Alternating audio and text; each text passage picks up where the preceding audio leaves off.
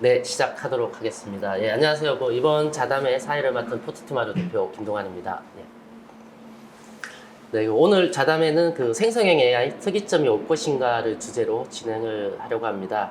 생성형 AI 기술이 지금 급속도로 발전을 하고 있고요. 또 국내 정부나 기업들이 AI 개발을 가속화하면서 또 서비스 모델 창출하는 데 혈안이 되어 있다고 할 수 있는데요. 과연 이제 AI 기술이 어디까지 발전할 것인지, 그리고 안전한 AI 기술 개발을 위해서 고려해야 될 사항이 어떤 것들이 있는지, 그리고 마지막으로 세계 각국의 AI 패권 싸움에서 우리 대한민국은 어떻게 접근을 하는 게 좋을런지 여러 분야의 전문가들을 모시고 고견을 들어보는 시간을 가지도록 하겠습니다.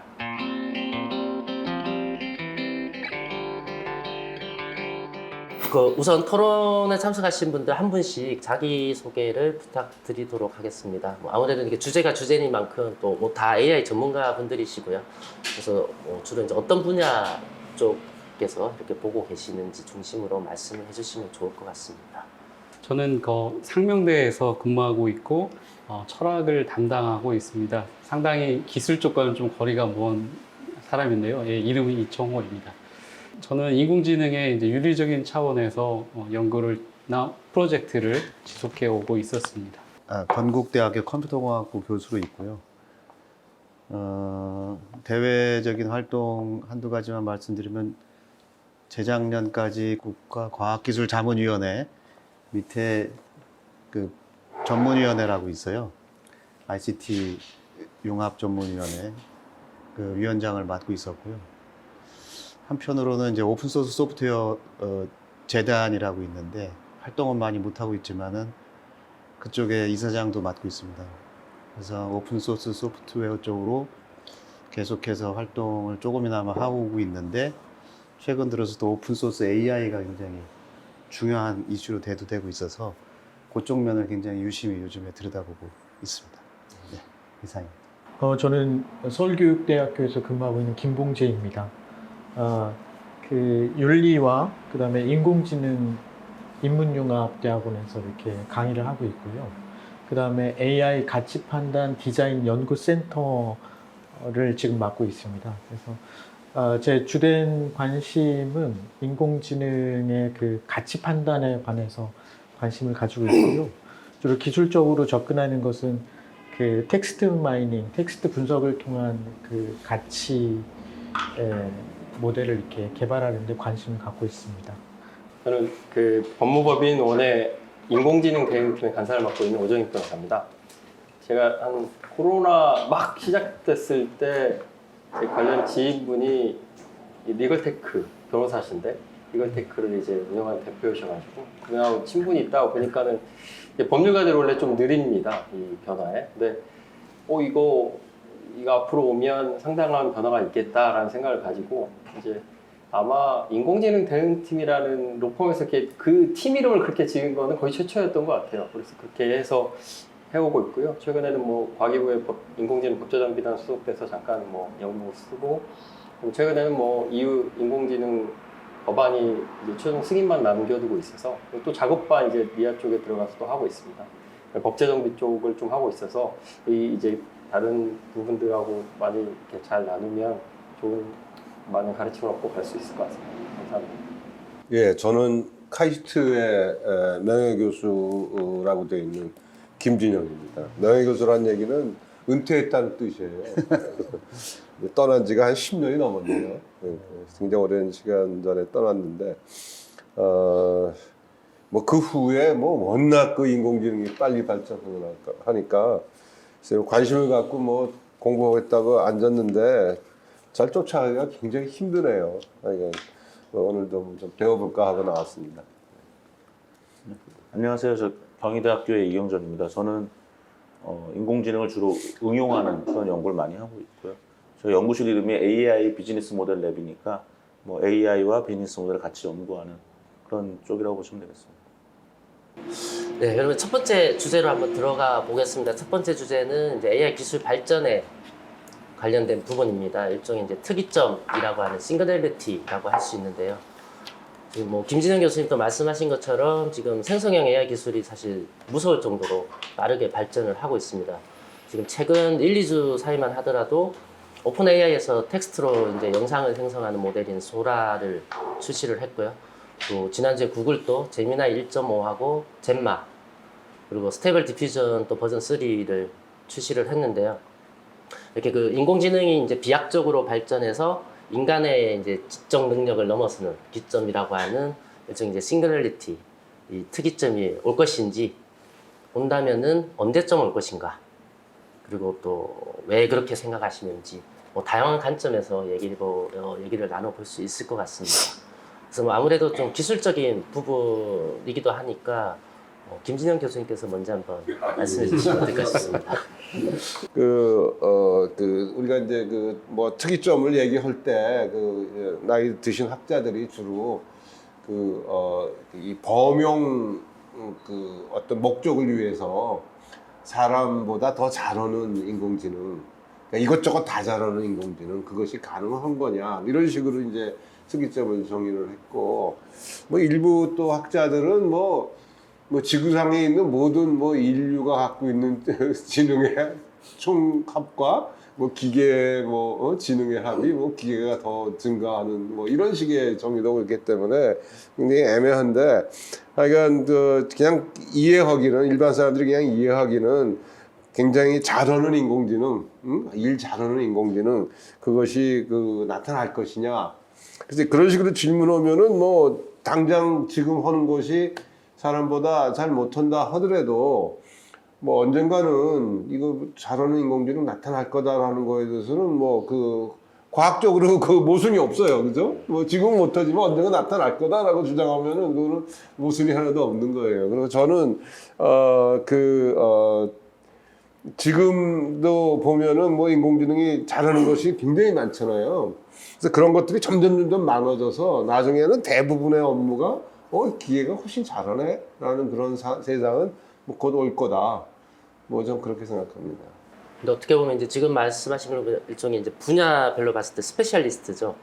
그 부분들은 이미 인간을 넘어선 부분도 있고, 이제 그런 영역들이 시간이 지나면 다 넘어설 거다. 뭐 이런 것도 있는데, 또 이제 AGI라는 얘기도 있지 않습니까? 근데 어떻게 보면 이제 AGI는 전반적으로 모든 영역에서 인간을 뛰어넘는, 사실 샘 알트먼이 지금 뭐 반도체 7조 달러죠. 우리나라 돈으로 9천조를 지금 펀딩하고 다니는 것도 보면은 이제 AGI를 하기 위해서이다. 기술적으로 준비는 되어 있다. 뭐 이렇게들 표현하는 것도 같은데, AGI까지 이제 특이점이라고 봐야 될까요? 글쎄요, 몇 년 전에는 AGI를 목표를 달성하겠다, 그것이 인공지능의 아주 궁극적인 목표인 것처럼 다들 그렇게 생각했었는데, 요새는 하도 그런 얘기를 많이 해서 그런지 AGI는 별거 아니다.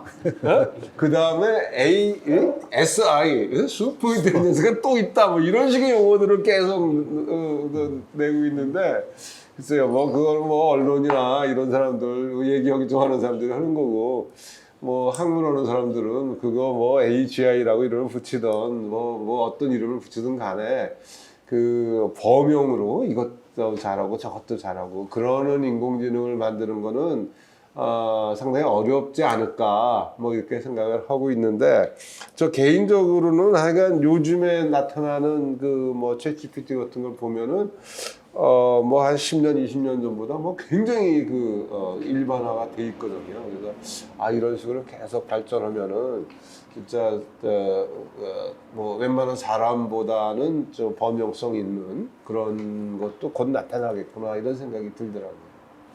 그러니까 저는 조금 일반적으로 좀 상식적으로 생각을 해본다면요, 축구로 비유한다면요, 지금 전반전인데, 전반전 시작은 전반전 초기에는 1대0으로 인간이, 게임이 뭐냐 하면은, 그러니까 인간과 인공지능의 경기다. 이렇게 봤을 때 축구로 비유하자면, 경기 시작을 하자마자, 인간이 이기고 있어갖고 한 1대0 정도로 이제 초기가 진행이 됐고, 곧 이제 전반전이 끝나갈 텐데, 전반전 끝나는 시점 되면은 곧 1대1 정도 되지 않을까.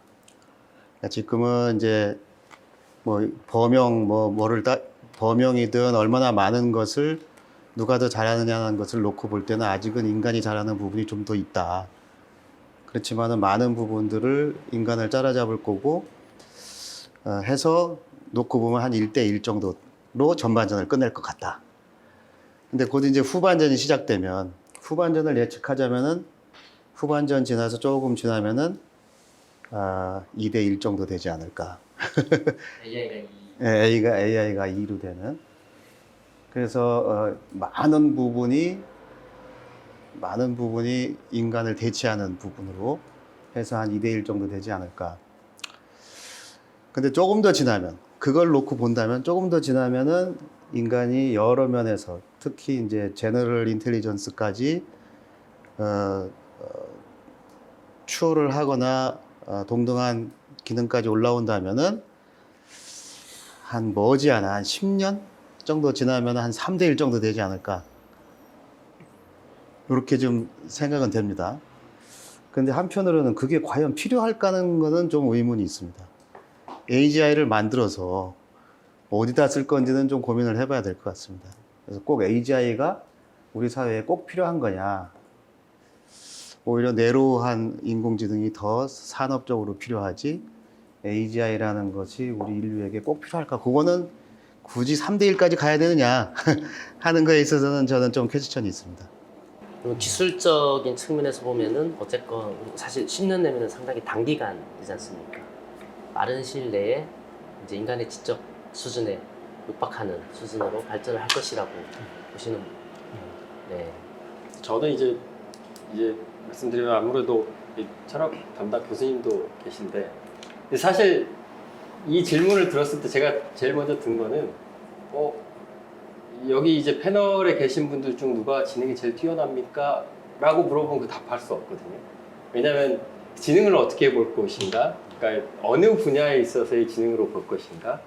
이제 또 그 비교 기준점을 뭘로 삼을 것인가를 잡아낼 수 없기 때문에 사실 저희 이 질문을 딱 받아봤을 때 답을 어디 어떻게 어떤 수준에서 해야 되는 것인가? 라는 사실 의문은 좀 들었어요. 왜냐하면 예를 들면 이미 아까 김진영 교수님께서 말씀하신 것처럼 어떤 분야는 이미 사람의 수준을 넘었었기 때문에 그 분야에 한정하면 이미 특이점은 왔거든요. 근데 또 다른 분야로 가면 그렇지 않은 부분이 있어서 이게 저 같은 경우 이제 단순한 강 인공지능, 약 인공지능 이 수준에서 물어본다면 그거는 그냥 제가 듣고 보는 기술자분들은 하는데 그런 정도의 수준은 쉽지 않지 않겠느냐라는 생각은 많이 하게 되고요. 그 법률 분야에 있어서 인간적인 수준, 그러니까 법률가 한 사람이 담당하는 모든 업무를 할 수 있는 퍼포먼스를 낼 수 있는 인공지능이 어느 정도 올 것인가를 하면 이제 사실은 어떤 분들은 법률 분야를 단순히 법률을 찾아서 그냥 적용하는 거라고 생각을 하시는데 그거는 이제 사실은 검색과 뭐 어느 정도 수준으로 어느 정도 해소는 지금 된 상황이거든요. 근데 그게 이제 중요한 게 아니고 사실은 어떤 행위를 가지고 이제 증거 가치를 판단을 하고 그 가치를 판단을 해서 이게 여기에 해당한다고 볼 것인지 판단하는 그 기준점을 설득하는 게 되게 어렵습니다, 사실은. 근데 이제 그거는 판례에서 판단하지 않거든요. 판사들은 그걸 이미 자기들이 판단해 놓고 판결문에 기재를 하기 때문에 그래서 사실은 그래서 판결문 가지고도 변호사 간의 의견이 다르고 다 다르게 판단을 합니다. 판사는 나름대로 썼지만 그런 수준에서 간다면 근데 그걸 판단을 하려면 사회적 가치나 함의라든지 또 이제 신의성신이나 권리남용 같은 불확정 개념에 대한 이해 그런 것들이 다 돼야 되거든요. 그러니까 우리가 사람들끼리 얘기할 때 예를 들어서 논리적으로 얘기한다고 해서 그 사람은 사람답다라고 하지 않잖아요. 예를 들면 공감을 해야 될 때 공감 못하고 논리적인 얘기만 하고 있고 농담했는데 진담으로 받아들이고 막 이러면 이제 문제가 되는 것처럼 이제 그런 부분이 있어서 이제 사실은 법률 분야로 한정해서 보면 그러한 것들이 완전히 이해가 되는 인공지능을 기준 하에 이제 증거가치 판단이라 다 돼야 되는 것들이 그 다음에 될 것이기 때문에 이제 법률가처럼 하는 것은 어렵지 않겠느냐라는 생각은 많이 들고요. 다만 이제 뭐 법률문서의 요약이라든지 어떤 법리를 찾아주거나 제시된 것에 관한 증거를 방대한 디지털 포렌식 같은 그런 경우에 있어서는 이미 사람의 수준을 뛰어넘고 앞으로는 더 정확해질 거다라는 생각이 좀 들고 있습니다. 그 변호사님 말씀 중에 이렇게 가치 판단이라는 표현을 해주셔서 제가 관심을 갖는 분야이기도 하고요. 논리성은 이미 AI가 그 사람을 넘어섰다고 보고 그러니까 AGI, 그 인공지능 그 발달 7단계를 구성하는 거 봤을 때 AGI로 넘어가는데 이제 도덕 판단, 가치 판단이라는 게 해결이 돼야 가능하다 이렇게 이야기를 하고 있는데요. 그 저는 이제 교육 분야에 있다 보니까 그 아이들 사람이 이렇게 성장하면서 판단하는 것에 대해서 매우 관심 있게 그 봐왔고 그걸 연구했었고 이제 그거를 AI에 어떻게 적용할 수 있을까 이 관점을 가지고 있는데 지금 앞서서 이렇게 사회자께서 주신 질문 그 특이성이 열리는 거는 결국에는 그 인간의 가치 판단 이게 아주 좀 스페셜한 도메인에 있어서의 가치 판단을 말씀하셨지만 일상적인 생활 속에서 나는 이렇게 자기의 선택에 대해서 어떤 나름대로 정당화하고 사회적으로 받아들일 수 있는 어떤 그런 가치 판단력을 표현하는 그런 인공지능이 나온다면 그거는 이렇게 특이성이 이렇게 확보되는 게 아닐까. 그다음에 김두현 교수님께서 아까 말씀 중에 이렇게 질문을 던지셨는데 그게 꼭 필요할까? 네, 이렇게 했을 때 저는 이제 교육 쪽에 있다 보니까 제 상상을 많이 하는데요. 어떤 상상을 하냐면 그 아이들이 학교 갔다 집에 오면은 이제 뭐 부모님이 안 계실 때 애들이 이제 그냥 있는 게 아니라 AI하고 대화를 할 거라는 거예요. 네. AI하고 대화를 하는데 어떤 대화를 하냐면 뭐 집에 부모님이 있는 것처럼 혹은 내 친구처럼 아주 친절하고 자세한 것들, 학교에서 무슨 일이 있었고, 친구의 이런 게 좋았고 안 좋았고 이런 것들, 그러니까 그런 대화를 아이들이 자연스럽게 하는 환경이 될 거라는 거죠. 그래서 사실은 그러한 특이점을 확보한 AGI 형태든 그런 것들은 일상 속에서 우리 세대가 아니라 다음 세대 그 아이들한테는 당연한 게 아닐까 그런 생각을 해봤습니다. 지금 말씀하신 AGI에서 기본 전제는 가치 판단 기준을 갖는 인공지능을 포함한 것을 AGI라고 보시는 거죠. 네. 사실 지금 말씀하셨던 것은 아이들 얘기를 했는데 사실 지금 어르신들 이제 네이버 같은 거 케어콜 같은 경우는 이제 인공지능이 전화 걸어서 오늘 어떻게 지냈는지 건강 상태는 어떤지 이런 거 체크하고 하는데 그 어르신들이 사실 이게 그 응답률이 상당히 높다고 하더라고요. 한두 번 해보고 안 하는 게 아니고 지속적으로 응대를 하거든요. 그게 쌓이면 진짜 뭐 저런 거 정드는 것처럼 그런 상황으로 갈 수도 있는 거고 뭐 오늘 사실 또 오정익 변호사님 모신 것 중에 하나도 이게 이제 기술이라는 게 어떻게 보면 이제 지식을 대체하는 부분도 있는데 그게 이제 뭐 지금 싱글렐리티 얘기하는 것도 지식뿐만 아니고 인간의 지적 능력 더 나아가서는 어떻게 보면 이제 지혜의 영역까지도 갈 수 있잖아요. 이게 이제 업무 영역에 따라서는 지식만 가지고 이렇게 할 수 있는 부분도 있고 지혜가 필요한 부분도 있고 사실 법률 부분이 그런 부분까지 다 포괄적으로 필요하기 때문에 오늘 모신 것 중에 하나이기도 하거든요. 그런 부분도 같이 좀 포괄적으로 얘기를 할 수 있으면 좋을 것 같습니다. 저는 개인적으로 아까 말씀하신 법안 이제 얘기하시니까 이미 이제 인공지능 이후 법안을 보면 예를 들면 사법 분야나 일정 분야에 있어서 그러니까 가치 판단이 약간 개재될 수 있는 더 중요한 그런 분야들은 이제 어떤 부분은 평가, 특히 이제 사람에 대한 평가나 그런 이제 가치 판단의 가장 최고봉이라고 할 수 있는 뭐 어떤 복지 서비스를 주기 위한 평가를 하거나 그런 것들은 금지된 인공지능으로 하고 있거든요. 예를 들면 교육에 우선순위를 준다거나 뭐 이런 것들. 이제 사람이 같이 종합적인 사회적 판단을 해서 자료를 보고 평가를 해서 이 사람은 여기 올 만한 사람이야, 안 올 만한 사람이야, 사람은 평가하지만 그건 인공지능을 활용해서 하는 거는 금지하겠다라는 게 인공지능 법안에 이제 몇 개가 있습니다. 근데 이제 그걸 보면 이미 EU는 그걸 금지하겠다라고 가고 있는 것 같고요. 근데 이제 그 분야가 금지가 되면 아까 말씀하신 것처럼 이제 범용, 우리가 인간으로서 할 수 있는 모든 판단이나 할 수 있는 건 이미 몇 개의 분야가 이미 금지되고 가는 거거든요. 사실 이제 그런 지점에서 보면 이제 앞으로 저는 개인적으로 맨날 그 얘기를 하고 다닙니다. 저는 개발은 잘 모르지만 이제 인공지능이 이제 듣다 보니까 너무 할 수 있는 영역이 많기 때문에 어디까지 허용해야 될 것이고 할 수 있어도 할 것인지 말 것인지의 판단을 이제 논의를 해야 된다 지금 빨리 지금 이제 그런 단계에 왔다. 근데 그런 논의는 아직 안 하고 있어요. 제가 우려스러운 거는 이제 근데 그로 인해서 가장 먼저 피해를 입는 게 아까 말했던 교육, 지금 교육 벌써 적용된다고 하고 있지 않습니까? 교육이나 이제 관련 일반인들이라는 것이죠. 거기에 적용되는. 이제 그 사람들이 먼저 그 논의를 해야지 이게 먼저 법제도 항상 얘기하는 게 자리를 잡으면 그 다음에 획하는 건 되게 어려웠거든요. 그래서 지금 이제 물론 인공지능 법안도 공청회를 뭐 500회 이상 했다고 막 그러고 있거든요. 거기는 이제 그 정도로 합니다. 실제로 보면 자료들이 정말 많고 한데 우리도 이제 그 논의를 해야 되지 않을까. 그런 얘기가 좀 있어야지 이제 방향성을 잡고 또 집중과 선택을 더 할 수 있을 거라고 저는 생각이 들거든요. 그런 생각이 좀 드는 것 같습니다. 자꾸 축구에서 얘기해서 좀 이상하지만 3대 1로 가기 전에 작전을 써야죠.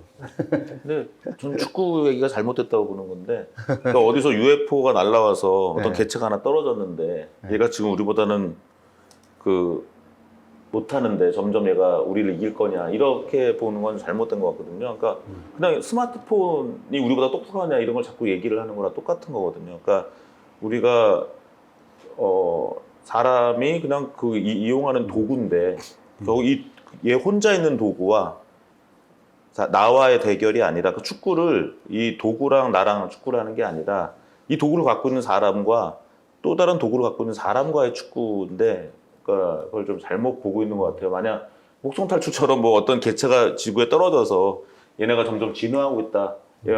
어떤 소유권이 없는 독립된 개체. 그래서 얘를 뭐 죽이거나 아니면 우리 동물원 우리 안으로 집어넣거나 이런 이슈가 아니라 이거는 그냥 인간이 만든 기계거든요. 그러니까 하나의 소유권이 이미 우리한테 있는 것이고 지금 뭐 포티투마루 사장님도 있지만 기업들이 계속 경쟁하면서 그 서비스를 팔면 서비스를 판다는 건 누구의 소유권을 이전하는 거거든요. 사용권을 이전하거나 재산권을 이전하는 건데 그러다 보면 결국은 그래서 지금 얀니쿤이 얘기하는 것도 결국은 뭐 수천만의 사람마다 다 다른 AI를 가지는 건데 이걸 AI 대 사람으로 보는 것 자체가 좀 잘못다고 보고 있고요. 뭐 김준영 교수님 말씀하신 것처럼 특이점의 AGI가 이게 매스메티컬 데피니션이 없는 거예요. 우리가 중학교 때 집합론 배울 때마다 딱 얘기하잖아요. 뭐 뚱뚱한 사람의 집합이라는 건 잘못됐다라고 우리가 이미 배워서 수학적으로 정확하게 구분할 수 없는 거는 우리가 논의할 필요가 없는 거거든요, 사실은. 그럼 특이점이 수학적으로 뭐냐? 또는 뭐 AGI가 수학적으로 뭐냐라고 정의할 수 없는데 이걸 뭐 온다 안 온다고 얘기하면 서로 그 수학적 정의가 다 다르고 뚱뚱하다는 것에 대한 정의가 다른 상태에서 누구는 뚱뚱한 사람이 좋다 싫다 뚱뚱해도 살 수가 있다 살 수가 없다 뭐 여러 가지 얘기를 하고 있는 꼴이 되기 때문에 근데 저는 예를 들면 노벨 경제학상에 에로우라는 사람이 받은 게 임파서빌리티 티어리움이라는 걸 받았거든요. 뭐냐면 우리 인간이 의사결정이 바람직하다는 의사결정의 기준이 있는데 그걸 다 만족하는 의사결정은 내릴 수가 없다는 거거든요. 그러면 근데 우리가 만약 AGI나 특이점을 얘기하면 그 AI가 굉장히 현명한 AI로 생각을 하거든요. 근데 사실은 수학적으로 이미 불가능한 완벽한 의사결정을 할 수 없다라고 되어 있는데 그럼 결국은 AI 특이점이든 그걸 AGI라고 부르든 어떤 AI가 나와도 그 의사결정을 그냥 할 수가 없어요. 걔가 능력이 없어서가 아니라 수학적으로 불가능한 거죠. 그 케네스 에로우의 임파서빌리티 시어리움이 부정되지 않는 이상은 그러니까 수학적으로 안 되는 겁니다. 그런데 그럼 그때까지는 결국은 그 컴퓨터 말을 믿을 것이냐 어차피 답은 없는데 컴퓨터가 계산을 잘할 수 있다면 오케이. 근데 그 계산할 방법이 없다고 이미 증명이 되어 있는 그런 상황이어서 사실은 좀 저는 일단 우리가 이렇게 가는 과정에서 근데 저는 그래도 이미 제가 최근에 썼던 칼럼에서 특이점이 왔다라고 썼거든요. 왜냐하면 뭐 이런 거죠. 버스라는 기술이 벌써 나온 거예요. 그러면 AI를 안 쓸 이유가 없죠. 저희 부모님 세대만 해도 야 경전아 너 어렸을 때 아빠는 2시간 동안 학교 가는데 2시간 걸렸어. 오는데 2시간 걸렸어. 이렇게 막 자랑스럽게 얘기하는 분들이 많았거든요. 그러면 지금 그런 버스를 안 타고 택시를 안 타고 학교를 갈 거냐. 근데 저는 챗GPT 같은 게 되게 좋은 게 모든 개인이 무료 또는 한 달에 2, 3만 원만 쓰면 너무나 강한 AI를 받을 수 있는데 그게 5만 가지 일을 하잖아요. 저는 이미 AGI라고 생각을 해요, 그게. 그러니까 저는 평생 도메인 스페시픽 AI를 연구했는데 인생이 좀 허무해졌죠. 그냥 어떤 AI가 하나 딱 나왔는데 한 달에 비싸봤자 2, 3만 원짜리인데 이 가격이 점점 올라가겠습니까? 점점 떨어지겠죠? 그럼 기껏해야 2, 3만 원인데 5만 가지 일을 하는 AI가 나온 거죠. 그러면 하루에 3만 원이라고 한 달에 3만 원이면 하루에 1,000원인데 버스비보다 더 싼 거죠. 그럼 그거 안 쓸 이유가 없고 그걸 쓰면 훨씬 더 빨리 학교를 갈 수 있고 빨리 일을 할 수 있는데 왜 AI에 대한 걱정을 하는지 잘 모르겠어요. 그 수학적 이렇게 설명이 가능한 이 부분을 말씀하셔서 좀 이야기를 나누고 싶은데 그 아리스토텔레스가 니코마코스 윤리학이라는 곳에서 사람이 사고한다라는 것을 설명할 때 특성이 있는데 두 가지 특성이 있다. 하나는 뭐냐 우리가 흔히 말하면 수학, 교과로 하면 수학, 화학 이런 것처럼 공식적이고 공식화할 수 있고 이렇게 수학적으로 설명할 수 있는 것이 하나가 있고 또 하나는 이게 좀 사량적이라는 표현을 쓰는데요. 옳고 그름에 관한 문제예요. 예. 그거는 수학적으로 설명할 수 없는데 우리 속에 있는 사고죠. 예. 그러니까 지금 AGI를 말씀하실 때 전 사실은 그 아까 저는 논리적이라는 표현으로 잠깐 이렇게 제시를 했었는데 수학적으로 정리할 수 있다. 이건 논리적으로 정리할 수 있다. 이건 이미 끝난 세계 같아요. 그러니까 저 AGI의 특이성을 설명하려고 한다라고 했을 땐 지금 어떤 파트냐면 그 옳고 그름에 관한 문제들. 그러니까 아까 의사 결정을 하는 데 있어 가지고서는 하나로 그 결정이 안 되는 문제들. 그런 것들이 있는데 그것조차도 AI가 AI하고 뭐 대화를 하는 데 있어서 인간만큼이나 그 고려사항에 대해서 그 확정적인 A라는 답을 제시하는 문제는 아니지만 충분히 일반적인 사람이 사유하는 만큼의 어떤 충분한 고려를 하고 있다. 저는 그걸 한다면 그게 그 AGI의 어떤 특성이고 그게 이제 열려진다면 그게 이제 여기에서 말하는 그 어떤 특이성 그걸로 좀 이해할 수 있지 않을까. 그리고 그거를 이렇게 도전하는 게 지금 AI 쪽의 어떤 그 시도들이 아닐까 그런 생각들을 좀 해봅니다. 네. 저는 약간 이경전 교수님이 말씀하신 것하고도 관련이 될 것 같은데 AI가 이제 이미 많이 사용하는 도구이고 그것에 대해서 얼마나 많이 의존을 하느냐, 얼마나 잘 활용을 하느냐의 차이만 있을 뿐이라고 저도 생각을 합니다.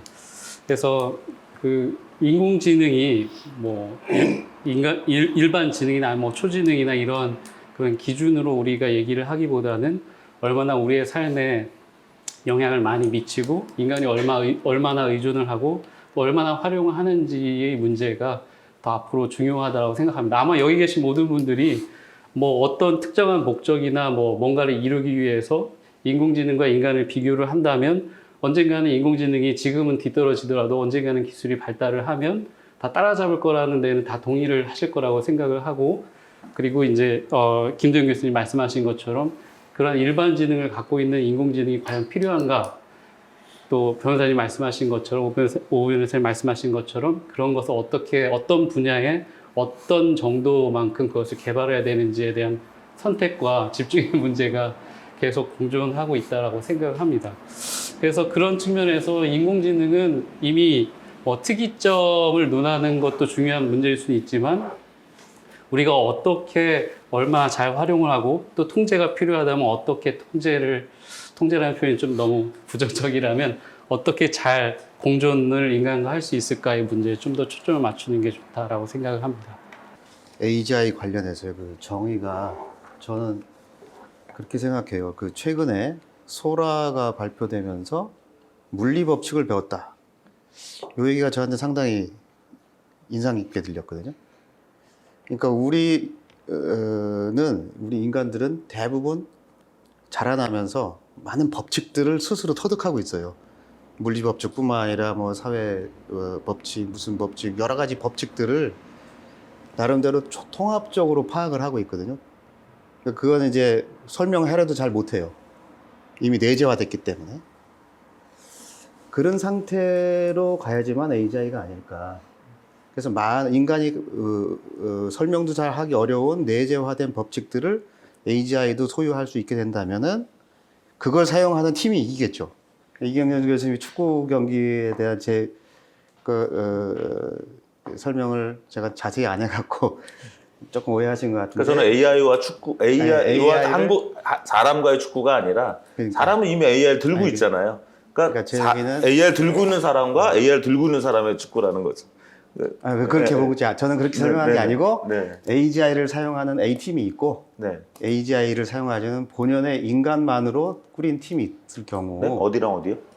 한 팀은 어디죠? 한 팀은 수준의 AGI인가요? 한 팀은 인공지능을 잘 사용하는 팀이고 사람도 있습니까 없습니까? 거기? 다 사람이죠. 아, 다 사람이 있어요? 다 사람 양쪽 다 사람인데 아, 한쪽은 AGI를 사용하는 팀이고 네. 한쪽은 인공지능을 잘 활용하지 못하는 팀. 왜 그렇게 산정을 했냐 그럼 저랑 하면은 똑같은 말씀하시죠. 네, 왜 그렇게 선정을 했냐 하면은 사람의 지능은 발전이 느리거든요. AI를 사용하지 않는 사람의 지능은 발전이 상당히 느리잖아요. 지금 뭐 수천 년 발전했는데 이 상태니까. 그 상태로 있는 사람들하고 그렇지 않은 사람들하고 비교할 때는 상당히 이제 격차가 벌어질 거다. 뭐 그런 얘기였으니까 같은 얘기신 것 같고. 네네. 저는 그런 생각이 들었습니다. AGI가 뭘까 좀 생각해 보니까 인간이 어렸을 때부터 배워서 내재하고 있는 법칙들을 다 이해하고 있는 것이 AGI 아닐까 이런 생각이 들더라고요. 지금 이렇게 첫 번째 주제를 얘기하면서 사실 중간중간에 결국 두 번째 주제에 대한 얘기도 이미 나온 것 같은데요. 이제 두 번째 저희가 한번 논의해보고 싶은 게 결국 이제 AI 세이프티라고 하는 이제 AI 안전성에 대한 부분인데요. 오늘 패널 분들 말씀하시면서도 나왔지만 뭐 해외에서도 보면은 이제 AI가 인류에 있어서 불과 같은 존재다. 이게 뭐 잘못 다루면 도시를 다 태울 수도 있으니까 불을 쓰지 말자는 얘기냐. 무조건 계속 지속적으로 개발을 해야 된다. 뭐 이런 쪽도 있고 또 한편에서는 조금 극단적으로 킬러 로봇 같은 게 나와서 인류의 해악을 뭐 끼치고 인류를 파괴할 수도 있다. 뭐 이런 얘기들도 아까도 중간중간 저희도 이제 그런 얘기들이 나왔던 것 같아요. 이렇게 기술 개발 자체를 어느 정도 좀 제한해야 되지 않냐 이런 얘기도 나오고 했었는데요. AI 세이프티 관련해서도 뭐 지난해 11월에 영국에서 뭐 세계 정상들이 모여서 얘기도 했었고 또 올해 5월에는 이제 우리나라 서울에서 AI 세이프티 서밋도 열릴 예정이고요. 정부나 민간에서도 이렇게 많이 준비를 하고 있고 기업인뿐만 아니라 정치인들도 같이 모여서 논의를 할 예정인데요. AI 세이프티 관련해서는 뭐 어떻게들 생각하시는지 그런 부분들도 같이 좀 얘기를 해보면 좋을 것 같습니다. 뭐 AI 관련해서 신뢰성 포인트도 중요할 것 같아요. 어떤 게 중요하냐? 신뢰성이 최우선이다 일 수도 있을 거고 윤리 같은 게 중요할 수도 있고 그렇기 때문에 뭐 법제화를 해야 된다 이런 쪽이 있을 수도 있고 또는 어쨌든 기술 발전에 대해서는 이거는 사람이 어떻게 강제할 수 없는 거기 때문에 자율성에 맡겨야 된다. 그리고 거기에 대한 보완책을 만들어야 된다. 뭐 이렇게 보시는 분들도 있을 것 같은데요. 그래서 AI 세이프티에 대해서 한번 또 얘기를 해보면 좋을 것 같습니다. 그 작년 12월에 캐나다가 그 법원의 인공지능 이용 원칙 및 지침을 발표를 했고요. 같은 월에 작년 12월에 또 영국이 법관의 인공지능 뭐 이용 지침인가 뭐 이런 걸 발표를 했어요. 그러니까 주요 내용은 그렇습니다. 뭐 캐나다 같은 경우는 인공지능 소송 과정 중에서 인공지능을 사용해서 생성한 문서에는 맨 앞에다 뭐 이 문서는 인공지능을 사용해서 생성한 문서입니다를 표시하도록 해놓고 그다음에 이제 법원이 인공지능을 이용할 때는 7가지 원칙을 준수해라. 뭐 인공지능 위험성을 뭐 파악하고 알고 뭐 이런 것들을 투명성 뭐 이런 거를 써놓고요. 또 영국의 지침도 이제 법관이 이제 확인되지 않은 법률 정보를 검색할 때는 인공지능을 이용해서 검색할 때는 자제를 해라. 그러니까 자기가 알고 있는 법률 문서인데 찾을 때는 괜찮으나 자기가 알 수 없는 걸 검색할 때는 문제가 되니까 그거는 자제를 해라. 아마 미국이나 최근에 뭐 기사 다 나왔습니다만 없는 판례를 답해가지고 사용한 그런 케이스 때문에 그런 것 같아요.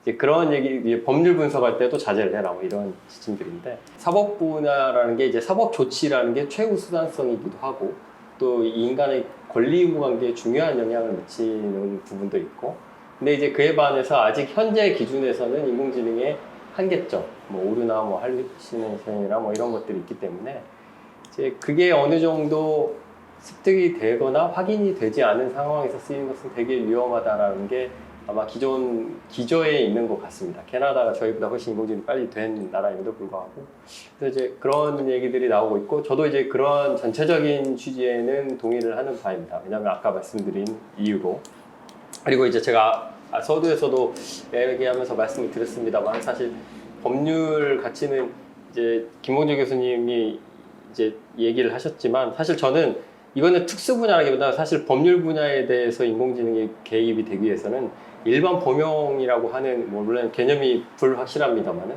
범용에 대한 수준이 이루어지고 난 다음에 덧입히는 부분이라는 거예요. 그래서 사실 이제 더 이제 어려운 부분이 좀 있는 것 같고 이제 물론 이제 업무 분야말로 뭐 예를 들면 법률 문서 검색이라든지 정보를 찾는 거는 더 수월하지만 전체적인 그런 부분에 있어서 윤리적 가치나 이게 과연 이 결과로 나오는 게 신뢰할 만한 것인가가 되게 중요한 이슈가 될 수 있거든요. 사법 분야는. 그래서 이제 저는 이제 윤리 플러스 이제 투명성이나 이제 편향성을 포함한 넓은 의미의 신뢰성에 관한 부분이 되게 중요한 이슈라고 생각을 해요. 사법 분야는. 그래서 사실은 근데 웃긴 것은 저희가 이제 개발하고 있으나 이걸 기술적으로 어떻게 검증을 할 것인가의 문제는 아직 논의는 안 되고 있는 것 같습니다.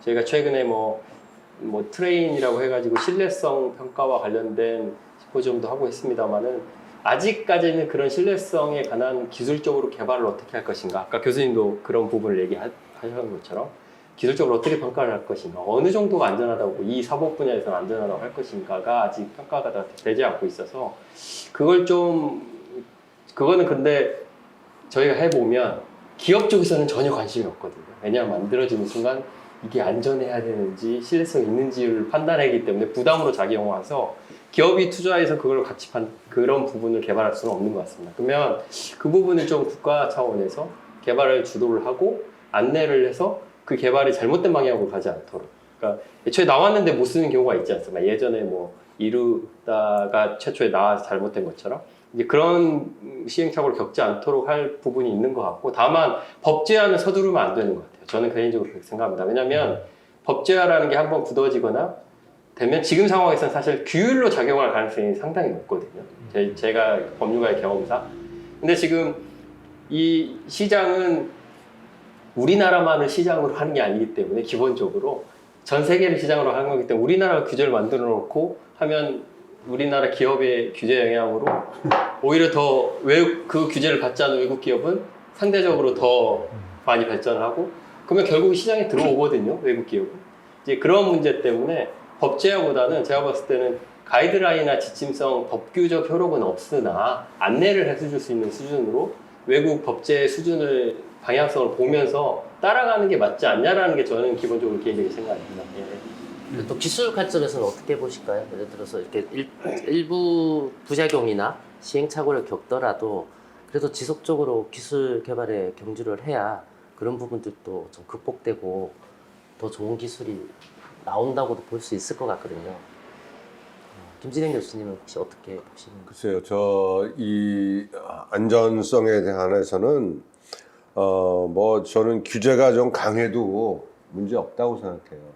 말 자체가 그렇잖아요. 안전하지 않은 거를 쓰라 그러는 거 갖다가 박수치라는 얘기 아니에요. 그건 말이 안 되는 거죠. 그래서 저는 인공지능이 뭐 지금 이게 많이 쓰이고 이러다 보니까 잘못 쓰일 수 있는 가능성이 굉장히 많다. 다른 기술하고 다르다. 그거에 대해서 우리가 다 같이 크게 느껴야 될 것 같고요. 그 다음에 그 안전성을 더 강화하기 위해서 연구도 촉진해야 되고 뭐 여러 가지 그 기술도 개발해야 되고 그거는 이제 계속 촉진해야 된다는 거는 저는 가장 그 신념이라고 생각하고 있는데 이것이 안전하지 않은 거를 자꾸 현장으로 갖고 나오는 거 이런 거는 철저하게 막아야 되지 않겠는가. 그래서 우리 자동차 같은 거 안전하지 않으면 길거리 못 다니게 하는 거 마찬가지로 인공지능이 뭐 어떻게 뭐 좀 불안하고 그러면 안전하지 않으면은 규제 들어가는 건 난 너무나 당연한 거라고 생각하는 거예요. 엔지니어가 규제를 옹호하는 듯한 발언을 해서 죄송한데, 어떠한 제품도 안전하지 않으면은 그거는 현장에 배치하면 안 되는 겁니다. 그건 기본이에요. 엔지니어들이 가져야 될 사명감이고, 엔지니어들은 물건을 좋게 만들고 안전하게 만들기 위해서 부단히 노력해야 되는 거고, 뭐 그것이 엔지니어들의 그 숙명이라고 생각합니다. 그래서 저는 안전성에 대해서는 뭐 계속적으로 우리가 투자해야 되고 연구해야 되고 뭐 그렇게 해야 된다고 생각합니다. 그래서 뭐 모든 기술이 다 그렇지만 잘못 될 가능성이 항상 있잖아요. 모든 기술이 다. 근데 거기다 또 이거는 나쁜 사람이 잘못 쓰려고 그러는 것까지도 굉장히 강하잖아요, 이게. 그러니까 그런 것들을 이렇게 그 사회에서 막을 수 있도록 하는 제도 같은 거, 이거는 어느 정도 준비가 돼야 되는 게 아닌가, 전 그렇게 생각합니다. 근데 또 AI 세이프티에 들어가면은 저런 부분도 있는 것 같습니다.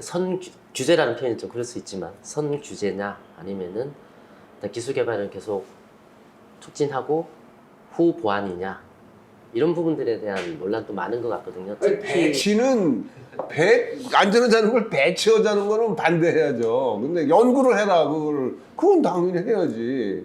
이 경우도 안전하지. 그럼 챗GPT는 안전하다고 보세요? 아니, 그래서 이제 안전이 예, 뭐냐는 거지. 또 안전하다는 거에 기준이 다르거든요. 그러니까 예를 들면 챗GPT를 그럼 몇 살부터 쓰게 할 거냐? 그래야 안전한 거야. 그다음에 현재 챗GPT는 할루시네이션이 많은데 그거는 허용한 만한 것인가? 뭐 이런 이슈가 좀 있긴 있죠. 그래서 제가 드는 생각은 규제 좋은데요. 규제에 대한 표준이 있어야 될 것 같아요. 그래서 그것이 이제 분명하게 정의가 돼야 되고 되는 것과 안 되는 것의 엣지가 분명해야 될 것 같고요. 그것에 대해서 규제를 하는 것은 타당하고 만약에 자율적으로 먼저 자율적으로 규제된다 한다면 그것들을 공신력 있는 기관에서 다 검증을 한다든지 해서 그것들을 공개해 주는 것이 소비자의 선택에 의해서 그것이 자율적으로 조정될 수 있도록 하는 것도 한 방법이지 않을까 하는 생각이 들고요. 그런 면에서는 어떻게 보면 오픈소스가 굉장히 중요한 역할을 할 수도 있죠. 오픈소스로 개방을 하면은 많은 개발자들이나 관계자들이 그것들 내용을 사전에 검증할 수 있기 때문에 누큰 얘기가 딱 그런 이야기인데 그래서 그런 것들도 적극적으로 생각해 보는 것도 좋겠다는 생각이 듭니다. 저희 옆에 이청우 교수님하고 같이 대한민국 AI 윤리 원칙을 개발을 했었거든요. 그러면서 이제 각 덕목이라고 해야 될까?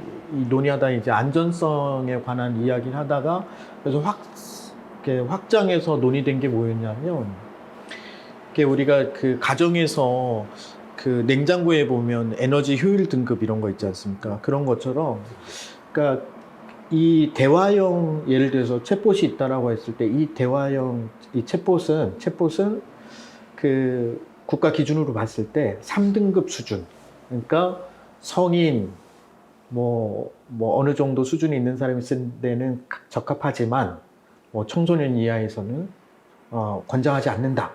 2등급, 1등급. 그러니까 방금 말씀해 주신 김두현 교수님께서 말씀해 주신 것처럼 이렇게 규제가 조금 세분화돼서 기술 개발하는 사람들이 우리가 개발한 거를 확인도 받고 이렇게 할 수 있는 걸 마련하는 게 안전성을 보장하면서도 기술 개발을 이렇게 할 수 있는 거. 근데 아까 이루다 말씀하셨는데 이루다는 자체적으로 막 했지만 자체적으로 많이 해서 발표를 했는데 사실은 국가 수준에서 그것을 이렇게 안전성 그거를 필터링 할 수 있는 게 아무것도 없으니까 그냥 자기네들이 그 기술을 발표할 수밖에 없죠.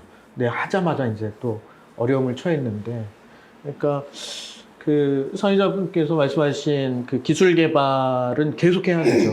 계속해야 되지만 우리 안전성과 관련돼서는 국가 수준에서 그런 이렇게 판단할 수 있는 이렇게 기준 말씀하신 것처럼 그런 걸 좀 구체화해서 뭐 AI 기능별로 맞춰서 이런 거는 이 수준이 돼야 된다 해서 평가까지 받아서 그냥 보장되는 게 있으면 안전성도 유지하면서 기술 개발도 좀 장려될 수 있지 않을까 그런 생각해 봅니다. 글쎄요, AI 문제점 같은 거, 어떤 AI 제품을 만들었는데 그 제품의 문제점 같은 거는 만든 사람이 제일 잘 알죠. 그래서 이제 좀 큰 회사들에서 이제 뭐 내부적으로 AI 뭐 제조를 위한 뭐 프로세서가 어떻고 그다음에 중간에 점검해야 될 게 어떻고 이런 걸 막 선언도 하고 그러지 않습니까? 저는 뭐 그런 식의 접근법이 우리가 가야 될 방향이라고 생각해요. 그리고 어떻든 간에 내가 뭐 지금 전대미문의 물을 만들었어. 그래서 시장에서 팔어. 근데 이게 생각지도 않았던 어떤 큰 위해를 끼쳤다. 그럼 누가 책임져야 되는 거예요? 만든 사람이 책임져야 되는 거예요, 당연히. 그래서 그거에 대한 너무 부정적인 의견을 가지면 안 돼. 그래서 규제가 나쁜 것이 아니라 그런 기본적인 거는 하고 엔지니어로서 아니면 제품을 만들어 파는 업자로서 내가 이런 물건을 만들면 사회에 어떤 해를 끼칠까에 대해서 항상 그 물건 만들 때 그 고민을 해야죠. 그래서 그런 식으로 좀 우리가 인공지능 제품이 나올 때마다 이것이 어떤 영향을 미칠 것인가에 대해서는 만드는 사람들이 깊이 있게 고민을 해야 된다. 엔지니어가 그런 거 하라고 엔지니어 교육도 받고 그러는 거 아니에요? 교수님 말씀에 뭐 전 100% 공감을 하고요. 그냥 좀 첨언을 한다면 예전에 뭐 다큐 자료를 좀 보다 보니까 자동차가 개발되고 나서 포드에서 개발하고 났을 때 마차하고 자동차하고 같이 다니고 막 이러는 거예요. 신호등도 없고. 근데 그때 사망사고가 계속 발생되는 거예요. 근데 사실은 그거를 개발한 때 그 기술자들은 편리성에 대해서는 집중을 많이 했을 것 같아요. 그리고 당연히 사람 부딪혀서 죽을 거는 저는 그 다큐를 보면서 그땐 그런 생각을 못 했을 수도 있겠다. 근데 이제 그 장면, 실제로 다큐에서 보여주는 장면을 보니까 너무 혼잡스러운 거예요. 이렇게 없던 신물물이 나와서 다니고 마차도 막 왔다 갔다 하고. 그러니까 그런 어떤 상황을 고려해 본다면 개발자들의 어떤 그런 것뿐만이 아니라 좀 이렇게 하여튼 사회, 국가 수준에서도 같이 이렇게 그거를 검증하고 보장할 수 있는 것들을 같이 마련하는 것도 꼭 필요할 거다라는 생각을 해봅니다. 사실 인공지능이 이게 화제가 되고 더 이제 충격이 된 건 기존에 없던 것이라는 거죠. 약간 기존의 기술과 다르게. 근데 웃긴 거는 기존에 없던 정말 높은 수준의 기술이 나왔는데 지금 더 중요한 거는 사실 아까 방금 전에 이경정 교수님 말씀하신 안전이 무엇이냐. 그러니까 오히려 철학적인 문제가 더 중요한 시대가 돼버렸다는 거예요. 그러니까 우리가 진지하게 지금까지는 그냥 법이 정해졌으니까 그리고 사실은 뭐 이런 기기나 냉장고는 이게 좀 위험하면 이거 하면 돼 이렇게 간단했거든요. 근데 인공지능은 이제 아까 말씀하신 것처럼 너무 방대하게 쓰일 수 있다 보니 야 그럼 좋아 이거 말하는 거는 뭐 괜찮은데 이게 교육에 쓰이면 그러면 이게 3살이 사용하면 어때? 그러면 또 이 분야에 쓰이면 어때? 이 편향적인 발언을 하면 어때? 이제 이런 모든 게 연관이 돼 있다는 거죠. 그러니까 저는 이제 그래서 지금 사실은 저는 이제 그리고 좀 아쉬운 게 그런 부분이 있기 때문에 이건 개발자분들이나 논의를 해야 되는 상황이거든요. 인문학자도 철학자도 다 개입을 하지만. 근데 이제 좀 안타까운 거는 이제 워낙 이게 빠르게 발전을 하고 이제 또 아무래도 시장성이 중요할 수밖에 없으니까 좀 관심이 떨어지고 있습니다만은 제가 봤을 때는 아까 이제 김지영 교수님 말씀하신 것처럼 오히려 엔지니어들이 더 깊숙해야 된다. 제가 우려되는 거는 제가 인공지능 법제정비나 하고 막 그러면 분명히 산업계도 계시고 개발자들도 계시거든요. 근데 다들 법 문제는 잘 몰라서 이러시거든요. 근데 웃긴 건 그렇게 두면 인공지능에 대해서 잘 모르는 사람들이 규제를 만들어요. 그러면 이게 딱 들어왔는데 이런 무슨 얼토당토 않는 법이 있어 라는 게 발생이 된다는 거죠. 예, 그래서 뭐 예전에도 다른 분이 뭐 드론도 원래 국가에서 밀었다가 법률 규제 때문에 다 중국으로 넘어가고 기술 핵심 기술이 뭐 그렇다는 얘기들도 하시는 분들도 있더라고요. 저 이제 그래서 이렇게 이해가 안 되고 더 신기술일수록 개발자분들이나 다른 분들이 더 들어와서 법제도에 더 적극적으로 개입을 해야 된다. 그래서 이게 산으로 가지 않도록 옛날 기술처럼 그냥 못 모르는 사람들이 모여가지고 탁상농을 하지 않도록 저는 이제 좀 그럴 필요가 있다고 좀 생각을 합니다. 변호사님 말씀에 조금 다른 생각은 뭐냐면 동의를 하면서도 뭐냐면 제가 어떤 케이스가 있었냐면 제가 그 구글 바드 지금 제미니로 되고 챗GPT랑 그다음에 클로버 X를 놓고서는 뭘 했었냐면 그 딜레마 상황을 줬어요. 딜레마 상황을 주면서 그 답하는 거를 확인을 했거든요. 그랬더니 제미니하고 그 챗GPT는 대답을 안 해요. 그것에 대해서 보류하는데 클로버 X는 답을 하는 거예요. 답을 하는데 봤을 때 나쁜 얘기가 아니에요. 그런데 그게 뭐냐면 딜레마 상황에서 예를 들면은 뭐 엄마와 아침에 약속을 하고 했는데 학교에서 이렇게 놀다가 친구의 도움이 필요해서 친구를 도와줘야겠다라는 이렇게 갈등 상황이 있다. 어떻게 해야 되냐? 이 질문을 했거든요. 근데 그거에서 답을 하는데 제 분야에서는 이게 도덕 판단력이라는 게 그 단계가 있거든요. 이렇게 검증된 단계들이 있는데 그 단계로 봤을 때 예를 들면 1단계부터 5단계가 있는데 거기에서 그 4단계 수준으로 답을 하는 거예요. 4단계 수준으로. 이게 왜 문제가 되냐면 판단력을 할 때 그 질문을 만일 2단계 아이가 질문을 했다면 4단계로 답을 해주면 안 돼요. 그 답은 좋지만 왜 이 말씀을 꺼내냐면 아까 엔지니어뿐만이 아니라 저는 철저하게 AI 개발자뿐만 아니라 도메인 스페셜리스트가 항상 함께 해야 돼요. 그러니까 이거는 그냥 일반 사람들이 볼 땐 별 문제 없지만 교육의 그 아이들의 발달 단계 그 관점에서 본다면 이거는 안 됩니다. 왜? 이 대답 자체는 아이한테 어떤 그 영향력을 줄 수 있냐면 자괴감이 들 수도 있어요. 내가 못하는 걸 자꾸 하라고 하니까. 근데 2단계 아이라면 3단계에 맞춰진 답을 주거나 2단계 안정적인 답을 주면서 이렇게 반응을 해줘야 되는데 그냥 일반적인 답으로 그어버리면 일반적인 사람들이 볼 땐 문제는 없지만 그 영역의 전문가가 볼 때는 이렇게 발달을 저해시킬 수 있는 문제들이 나올 수 있거든요. 그래서 저는 무조건 이 AI와 관련돼서는 그 엔지니어뿐만이 아니라 그 영역 전문가들이 항상 같이 해서 규제를 개발하고 접근해야 됩니다. 그렇죠. 맞습니다. 네. 당연히 개발자는 제가 개발자만은 아니고 개발자도 이게 맞습니다. 이제 이루다 같은 구체적 사례를 가지고 얘기하면 이루다가 나왔을 때 이루다한테 성희롱을 했다라고 사람들이 비난을 했잖아요. 근데 변호사님들한테 대부분 물어보면 성희롱은 성립하지 않거든요. 그건 기계니까. 그다음에 우리가 로봇계를 찾다. 이제 두 사례가 있는데 하나는 정치인 사례고 하나는 보스턴 다이나믹스 직원이 찾는데 로봇계를 찾다고 해서 막 비난을 했거든요. 걔를 불쌍하다고. 사실 보스턴 다이나믹스 직원은 자기가 이렇게 그 정도 차도 전혀 문제가 없다는 걸 보여주기 위해서 찬 거거든요. 그 다음에 그 개는 고통을 느끼지 않아요. 근데 사람들은 동감 능력이 있기 때문에 개처럼 생긴 로봇이 차여서 쓰러졌을 때 이렇게 아픔을 느끼는 거죠.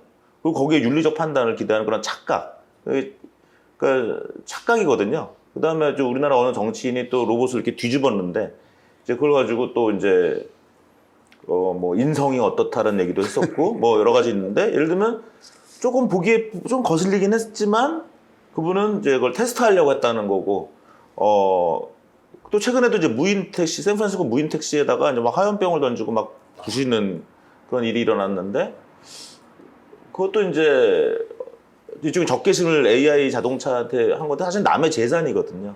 굉장히 큰 그 잘못을 한 거죠. 남의 재산. 만약 자기네 집에 창문에다가 화염병을 던지고 아마 그랬으면 아마 굉장히 화를 냈을 사람들이 남의 차에 일종의 이제 웨이모 구글의 그 재산에다가 불을 지르고 이제 유리창을 깨고 하는 그러니까 사람들이 이렇게 착각을 되게 많이 이제 하는 거죠. 그래서 이루다의 경우도 그 사람들을 비난하는데 사실 그 사람은 아무 잘못이 없거든요. 자기 혼자 그냥 걔한테 성희롱을 한 거예요. 성적 발언을 한 거죠.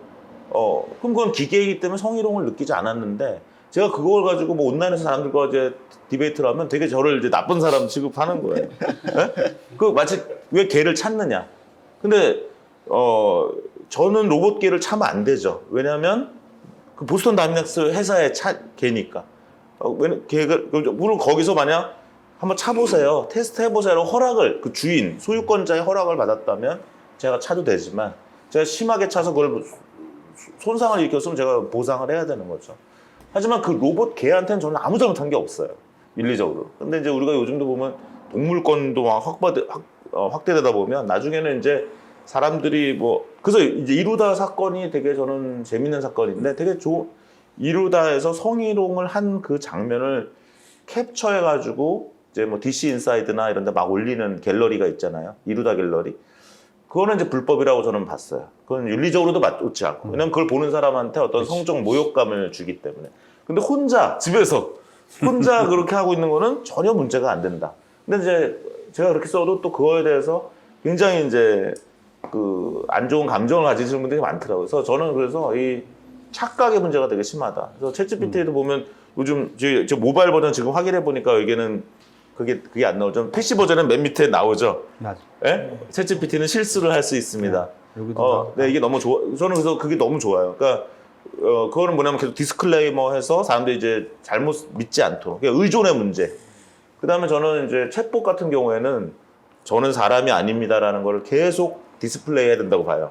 뭐 대화야 5번에 한 번이나 10번에 한 번. 근데 이제 이런 게 이제 혹시라도 규제가 될까봐 그러는데 이제 그게 선의로 우리가 챗봇을 만들었으나 이 사람이 외롭지 말라고 쓴 건데 만들어서 우리가 제공한 건데 이 사람은 거기에 의존하고 거기에 중독되면 우리가 가끔 깨우쳐야 되는 거예요. 저는 사람이 아닙니다.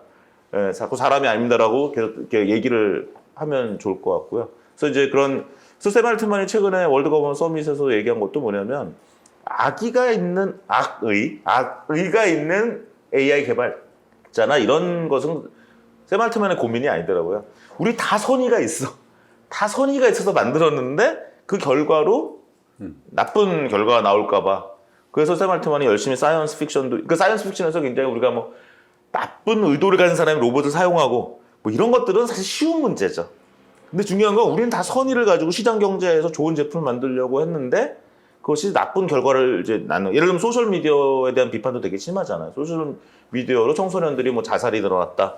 뭐 이런 것들 그 넷플릭스 나오는 거 다큐도 이제 그런 걸 얘기하는데 사실은 자유주의적 입장에서 보면 아유 그걸 그냥 자유롭게 쓰든지 말든지 하면 되는 것인데 이제 마음 약한 친구들은 그걸 쓰다가 이제 이렇게 마음의 상처도 당하고 뭐 자살에도 이르고 뭐 여러 우울증에도 이르고 이제 그런 문제이기 때문에 이제 그런 선의를 갖고 만든 시스템의 나쁜 결과의 도출에 대한 이제 그런 것들을 많이 봐야 되지 않을까. 그렇지 않고 그 전에 것들은 대부분 저는 기존의 법으로 다 해결이 된다고 봐요. 그냥 아까 김민정 교수님 말씀하신 것처럼 그걸 뭔가 해를 끼쳤으면 당연히 민법이나 형법에 의해서 나오는 거고 물리적인 어떠한 것이 나오고 예를 들면 아이를 들고 계단을 올라가는 그런 로봇을 만들었다 할 때 저는 못 맡길 것 같거든요. 이제 왜냐면 얘가 실수할 수 있으니까. 그러니까 이제 그런 부분이 있을 것 같습니다. 물리적인 그래서 뭐 EU의 어프로치가 전형적으로 이제 리스크 가지고 다 하잖아요. 리스크가 높은 거는 규제를 하고 리스크가 낮은 거는 놔두고 뭐 개인적으로 윤리학자로서 이경련 교수님의 말에 반박을 해야 되는데 제가 설득을 당하는 상황이긴 한데요. 네. 그러나 이제 윤리적으로 볼 때 이제 최악의 상황도 네. 가정을 해야 될 필요가 있으니까 말씀하신 뭐 동물 학대의 경우에도 실질적으로 동물 학대 아까 동물학대는 물론 동물이 아니죠. 네. 로봇 학대 그러니까 죄송합니다. 집에 있는 라디오를 우리가 막 망치로 부시는 사람을 욕해야 되냐는 거죠. 그걸 찍어서 비디오로 어디 올린다 그러면 사람들이 기분이 나빠지기 때문에 네. 싫지만 걔는 좀 다르잖아요. 걔는 실제로 있는 것을 당하지 말고 로봇계. 예, 로봇 걔는 걔 모양을 갖고 있으니까. 그러니까 그걸 혼자 네, 그러는 건 상관이 없다는 거죠. 그거를 그렇죠. 찍어서 남들 앞에서 퍼포먼스를 하면은 그거는 남들한테 어떤 안 좋은 그 느낌을 주지만 그걸 혼자 하는 거 혼자 이루다를 썼는데 뭐가 문제냐는 거죠. 근데 이제 혼자 이루다 써도 문제인가요? 쓰더라도 이제 뭐 예를 들어서 이제 칸트의 경우에는 동물이 아니지만 물론 그때는 로봇이 없었으니까 칸트가 얘기할 때는 동물을 학대하는 것은 직접적으로 인간에게 해를 끼치지는 않지만 잠재적으로는 나쁜 영향을 끼칠 동물 소지가 학대를 제가 얘기하는 건 절대 있다라고 아니죠. 얘기를 했는데 네. 만약에 칸트가 오늘날에 지금 여기에 이제 살아 있다면 그 로봇 개를 차는 모습을 본다면 저는 유사하게 얘기를 하지 않을까라고 생각은 합니다. 아까 로봇 기계를 차는 걸 혼자 차는 걸 얘기하는 거예요. 그거를 남들 앞에서 시연을 하는 거는 다른 혼자 효과를 주죠. 차지만 그것에 이제 영향력의 파급 효과의 정도의 차이는 있을 것 아까 같아요. 우리가 집에서 오이를 막 칼로 막 자르는 거를 저는 다르지 않다고 보는 거, 똑같다고 보는 거죠.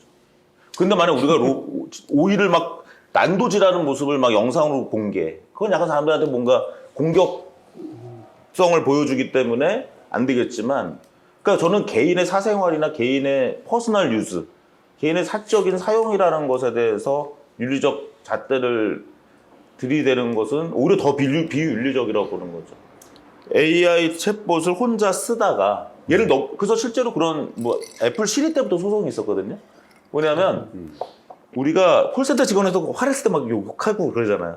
하면서도 요즘 이제 뭐 욕하지 말라고 아예 처음부터 막 경고 방송도 나오고 참 더 무서운 세상이 됐지만 하면서도 미안하죠. 나도 속이 상하고 그쪽도 얼마나 속이 상하겠어요. 같은 사람이고 그러기 때문에. 근데 이제 AI 챗봇의 경우는 그 미안함이 없다라는 거예요.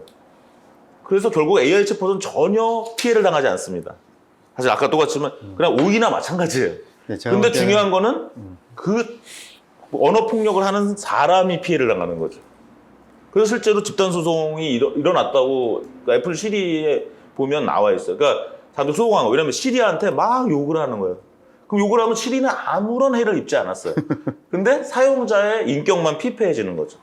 그럼 이제 이런 것들이 사실은 개발자들은 전혀 생각하지 못했는데 오히려 자기네는 욕설이 막 들어왔어, 데이터로. 기분 나빠, 사람이 보기에는. 근데 시리는 아무 해를 입지 않았지만 사실 인간의 이제 인격이 피폐해진 거죠. 개인적 사용의 경우도 그 사람은 어떤 피해를 당할 수 있거든요. 아까 제가 소셜미디어에 의한 중독이 일어난 거겠죠. 하지만 네, 그 사람은 보니까 윤리적으로 잘못하는 행동은 또 아니에요. 그것도 윤리의 영역으로 보시는 것 같아요. 예. 제가. 아니죠. 그 사람은 윤리에 피해를 당한 거죠. 네. 오히려 윤리적으로는 그 사람이 잘못한 게 없어요. 근데 네. 그 얘기를 재밌게 하기 위해서 녹음기에다 대고 디립대 욕하고 그러면은 그 녹음기가 아무 문제가 없죠. 피폐해진 건가? 아, 녹음기가 피폐해지지 않는데 그 사람이 피폐해진다는 사람이 피폐해진다는 거예요. 거를 윤리의 도메인에서 해석을 하는 거죠. 근데 그 사람은 욕한 사람은 전혀 윤리적 문제는 전혀 없는 거죠. 녹음기에다 자기 욕을 했는데 무슨 문제가 있어? 윤리적으로. 이제 저희가 말하는 이제 통상 인공지능에서 윤리나 이걸 강조할 때는 인공지능을 향한 윤리를 얘기하려고 하는 게 아니고 인공지능을 마주하고 있는 사람에 대한 윤리를 말하는 거기 때문에 사실은 아까 그 부분은 개인적인 비난의 문제죠. 사실 이제 사회적인 윤리적 가치에 있어서 비난성이 안 됨에도 불구하고 비난할 자유는 있거든요. 약간 그런 문제였었던 거고 이러다가 사실은 이제 그런 비난들이 있었지만 실질적으로 법적 조치돼서 폐쇄된 거는 다른 거거든요. 법률. 예. 그래서 이제 약간 이 부분은 이제 교수님도 계시지만 어느 부분을 윤리로 볼 것인가의 철학적인 문제와 그러니까 사회적으로 허용할 것인가의 윤리는 또 다른 문제인 것 같고요. 이제 그래서 이제 아까 말씀하신 것처럼 아니 내가 로봇 소유자인데 발로 차. 그걸 비난할 수는 있겠죠. 근데 이제 사회적으로 안 되는 윤리냐는 또 다른 문제인 것 같아요. 접근의 방법이 약간 다른 것 같고. 그런데 이제 아까 말씀하신 것 중에 약간 또 다른 거는 이제 이루다를 예를 들면 성희롱을 하는 거 행위 자체는 성인한테는 자유로울 수가 있고 윤리적 문제는 없을 수 있습니다. 본인이 피폐해지는 거는 어차피 그걸 강제할 수는 없어요. 자살하는 거는 뭐 법률적으로 방조를 하지 못하게 하지만 본인이 자살하는 건 범죄가 아니거든요. 예를 들면 그런 것처럼. 근데 그게 어떤 지점으로 오면 윤리의 사회적 함의가 필요한 윤리가 되냐면 그러한 행위를 할 수 있게 3, 4살짜리, 5살짜리, 7살짜리 할 수 있게 되면 그건 이제 윤리 문제가 되는 겁니다. 혼자 하는 거라도. 그러니까 이제 약간 관점의 분야와 그런 거에 따라서 약간 너무나 이게 중요한 문제가 될 수 있기 때문에 사실은 접근 방법이나 그게 이제 중요하게 될 것 같아요. 꼭 말씀드리고 싶은데 그 교수님 표현 중에 피폐해진다라는 그 표현 자체가 일단은 답을 좀 가지고 있다고 생각을 합니다. 왜냐하면 혼자 그렇게 하고 혼자 살면 상관이 없어요. 그런데 결국 피폐해진 마음을 가지고 사회 속에 나와서 관계를 하고 살거든요.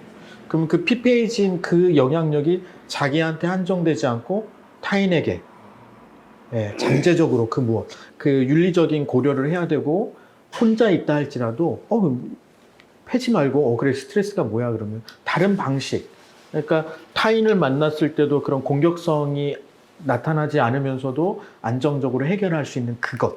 그래서 저는 윤리 문제가 아니라 세이프티 문제라는 글쎄요. 걸 말씀드린 거예요. 방금 말씀드린. 이게 그 이쪽에서 논의됐던 것이 ethical use of AI 뭐 이런 식의 에틱에 대해서 쭉 얘기했었는데 요즘에 뭐 영국에서 행사 이후에 세이프티로 많이 바뀌었어요.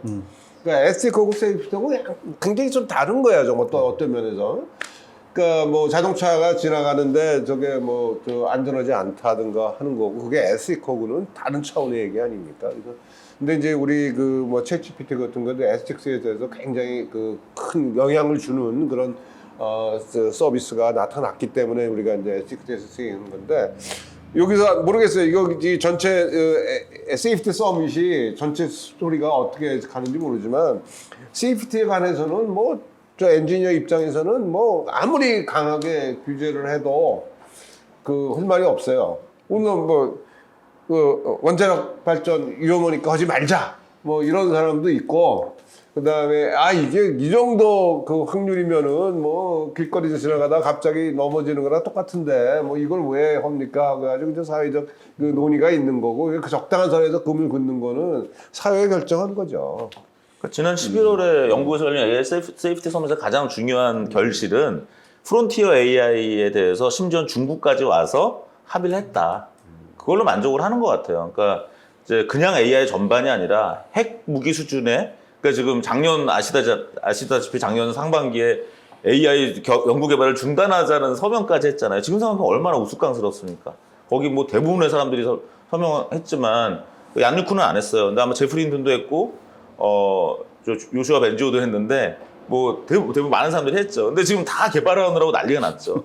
정말 자기가 그것이 정말 중요하다면 일론 머스크는 X.AI를 창업도 안 했어야 되고 다 그냥 AI 스스로 양심에 맡겨야 되는데 자기 서명은 하고 사람들이 그걸 안 들어주니까 자기는 또 계속 일을 하고 있습니다. 그래서 그게 이제 뭐냐면 그런 러다이트식의 어떤 기술을 개발을 중단해야 된다는 논의가 얼마나 허무한 것인가를 이제 보여준 사건이 되는 것이고 그 분위기 때문에 AI가 그렇게 위험하기 때문에 프론티어 AI, 그래서 아시다시피 GPT-5를 만들지 말라고까지 오픈 AI한테 압력을 냈던 게 작년 상반기에 이제 상황이었잖아요. 그러니까 굉장히 과도한 두려움에 휩싸였던 그 잠깐의 착각이죠. 근데 이제 그것이 이제 영국에서 열린 그 AI 세이프티 서밋에서 큰 성과는 그래도 프론티어 AI, 그 핵무기 수준의 어떤 위험이 있다라고 좀 막 믿었던 어떤 그 잘못된 믿음에 근거한 거긴 한데 적어도 그래도 중국까지 와서 프론티어 AI의 어떤 규제에 대해서는 같이 한번 논의를 할 용의가 있다까지가 된 것이고 나머지는 저는 부차적이라고 거기다 봅니다. 하나 더 붙인다면 그 EU에서 이제 이런 세이프티 이런 토론이 그 위험한 리스크의 레벨을 좀 정해가지고 그거에 따라서 뭐 높은 위험성은 어떻고 그런 식으로 좀 합리적인 이제 생각이 건 거예요. 무조건 AI는 다 위험해 이런 식의 그 논의는 이제 더 이상 그건 얘기가 안 되는 이런 거로 간 거는 전 참 다행이라고 생각해요. 이제 누가 뭐 AI 규제합시다 그러면 아니 어떤 AI 얘기하시는 거예요? 이렇게 나가야 되는 거지. 그렇죠. 네. 프랑스의 마크롱도 좀 그 미스트랄 AI, 프랑스 회사의 그 미스트랄 AI, 미스트랄이 너무나 퍼포먼스가 좋으니까 프랑스가 AI 규제론에 가까웠다가 이제 바뀌었다는 말이 있고요. 중국도 작년에 입법 동향을 보면 처음에 굉장히 강했다가 이제 미국과 또 서방 세계와의 경쟁을 위해서 중국 내부의 법률도 많이 이제 완화되는 그런 상황이 있는 것 같습니다. 그래서 이게 세이프티 문제가 이제 에틱까지 같이 윤리 문제까지 들어가다 보니까 확실히 이게 깊이 있게 들어가면은 쉽지 않은 문제인 것 같습니다.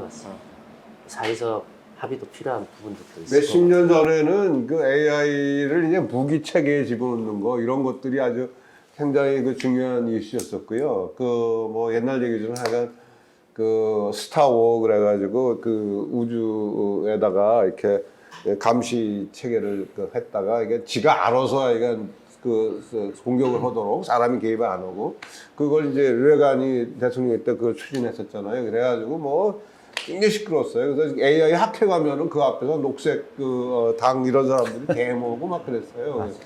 그런 기억이 이제 있는데 그래서 요새는 이제 뭐 AI 시스템 그러면은 그거를 좀 이렇게 위험성에 대해서 구분했던 거 저는 아주 굉장히 잘했던 것 같아요. 그러니까 얼굴 인식하는 거 하지 말아라, 뭐 어떻게 해서 하는 걸 하지 말아라 이런 식으로 좀 그 여러 가지 그 업무로 AI가 하는 업무를 가지고 위험을 이렇게 분류해 보는 거는 진짜 우리가 앞으로도 계속 그런 식으로 해야 되는 거죠.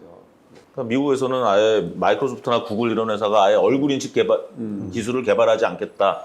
이 선언을 어떤 시민의 어떤 압력에 의해서 이제 했고 중국은 오히려 지금 지하철만 타도 얼굴 인식을 하는 그런 상황까지 가고 있고 어떻게 보면 이제 체제에 따라서 AI의 활용 양상이 이제 달라진다는 것도 좀 특이한 점인 것 같습니다. EU 인공지능공원도 생체 안면식을 구분하고 있어요. 그러니까 생체 인식을 안 되는데 예를 들면 본인을 인증하기 위한 것이나 그러니까 본인을 인증해서 뭐 여기에 이런 것들은 허용된다 이렇게 이제 약간 예외를 두고 있거든요. 또 뭐 납치돼서 급박한 위험이 있어서 찾아야 될 때 이런 경우는 예외적으로 허용하겠다 이렇게 되고 있어서 근데 세부적으로 잘 접근해야 될 것 같습니다. 전문가분들이 다 논의를 하셔가지고 하부의 문제는 예, 참 그래서 빨리 근데 그게 돼야 되는데 그게 제가 볼 때 쉽게 안 될 것 같아요. 그래서 이제 약간 걱정이 됩니다.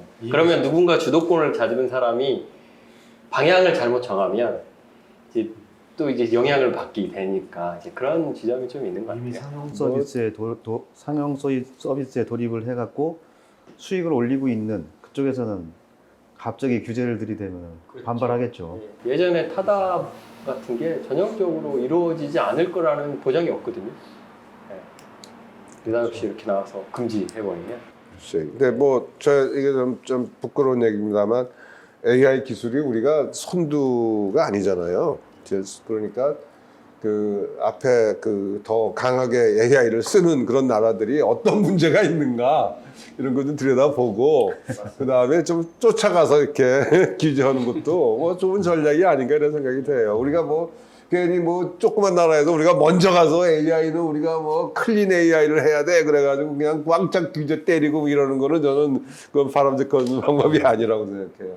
AI 주권에 관련해서도 좀 얘기를 해봤으면 좋겠는데요. 소버린 AI라고도 하죠. 이제 AI 주권 관련해서 목소리도 많이 큰데요. 독자적인 LLM 모델을 보유하고 있느냐 아니냐가 핵무기를 보유하고 있냐 아니냐에 비견된다. 그런 표현도 나오고 있기도 하고요. 네, 방금 교수님 말씀하신 것처럼 우리가 뭐 인재 차원에서든 뭐 데이터라든지 인프라라든지 또 비용이라든지 이런 부분들이 현실적으로 이제 해외 빅테크와 경쟁하기에는 우리가 상대적으로 열악한 건 또 사실이기도 합니다. 그래서 이런 상황에서 이제 AI 패권 싸움에서 한국 정부라든지 우리 기업들은 어떻게 접근을 해야 할지 그런 좀 현실적인 문제도 잠깐 짧게 다뤄봤으면 좋겠습니다. 어떻게 보면 제 가장 전문 분야가 거기가 먼 얘기일 수도 있긴 하겠는데요.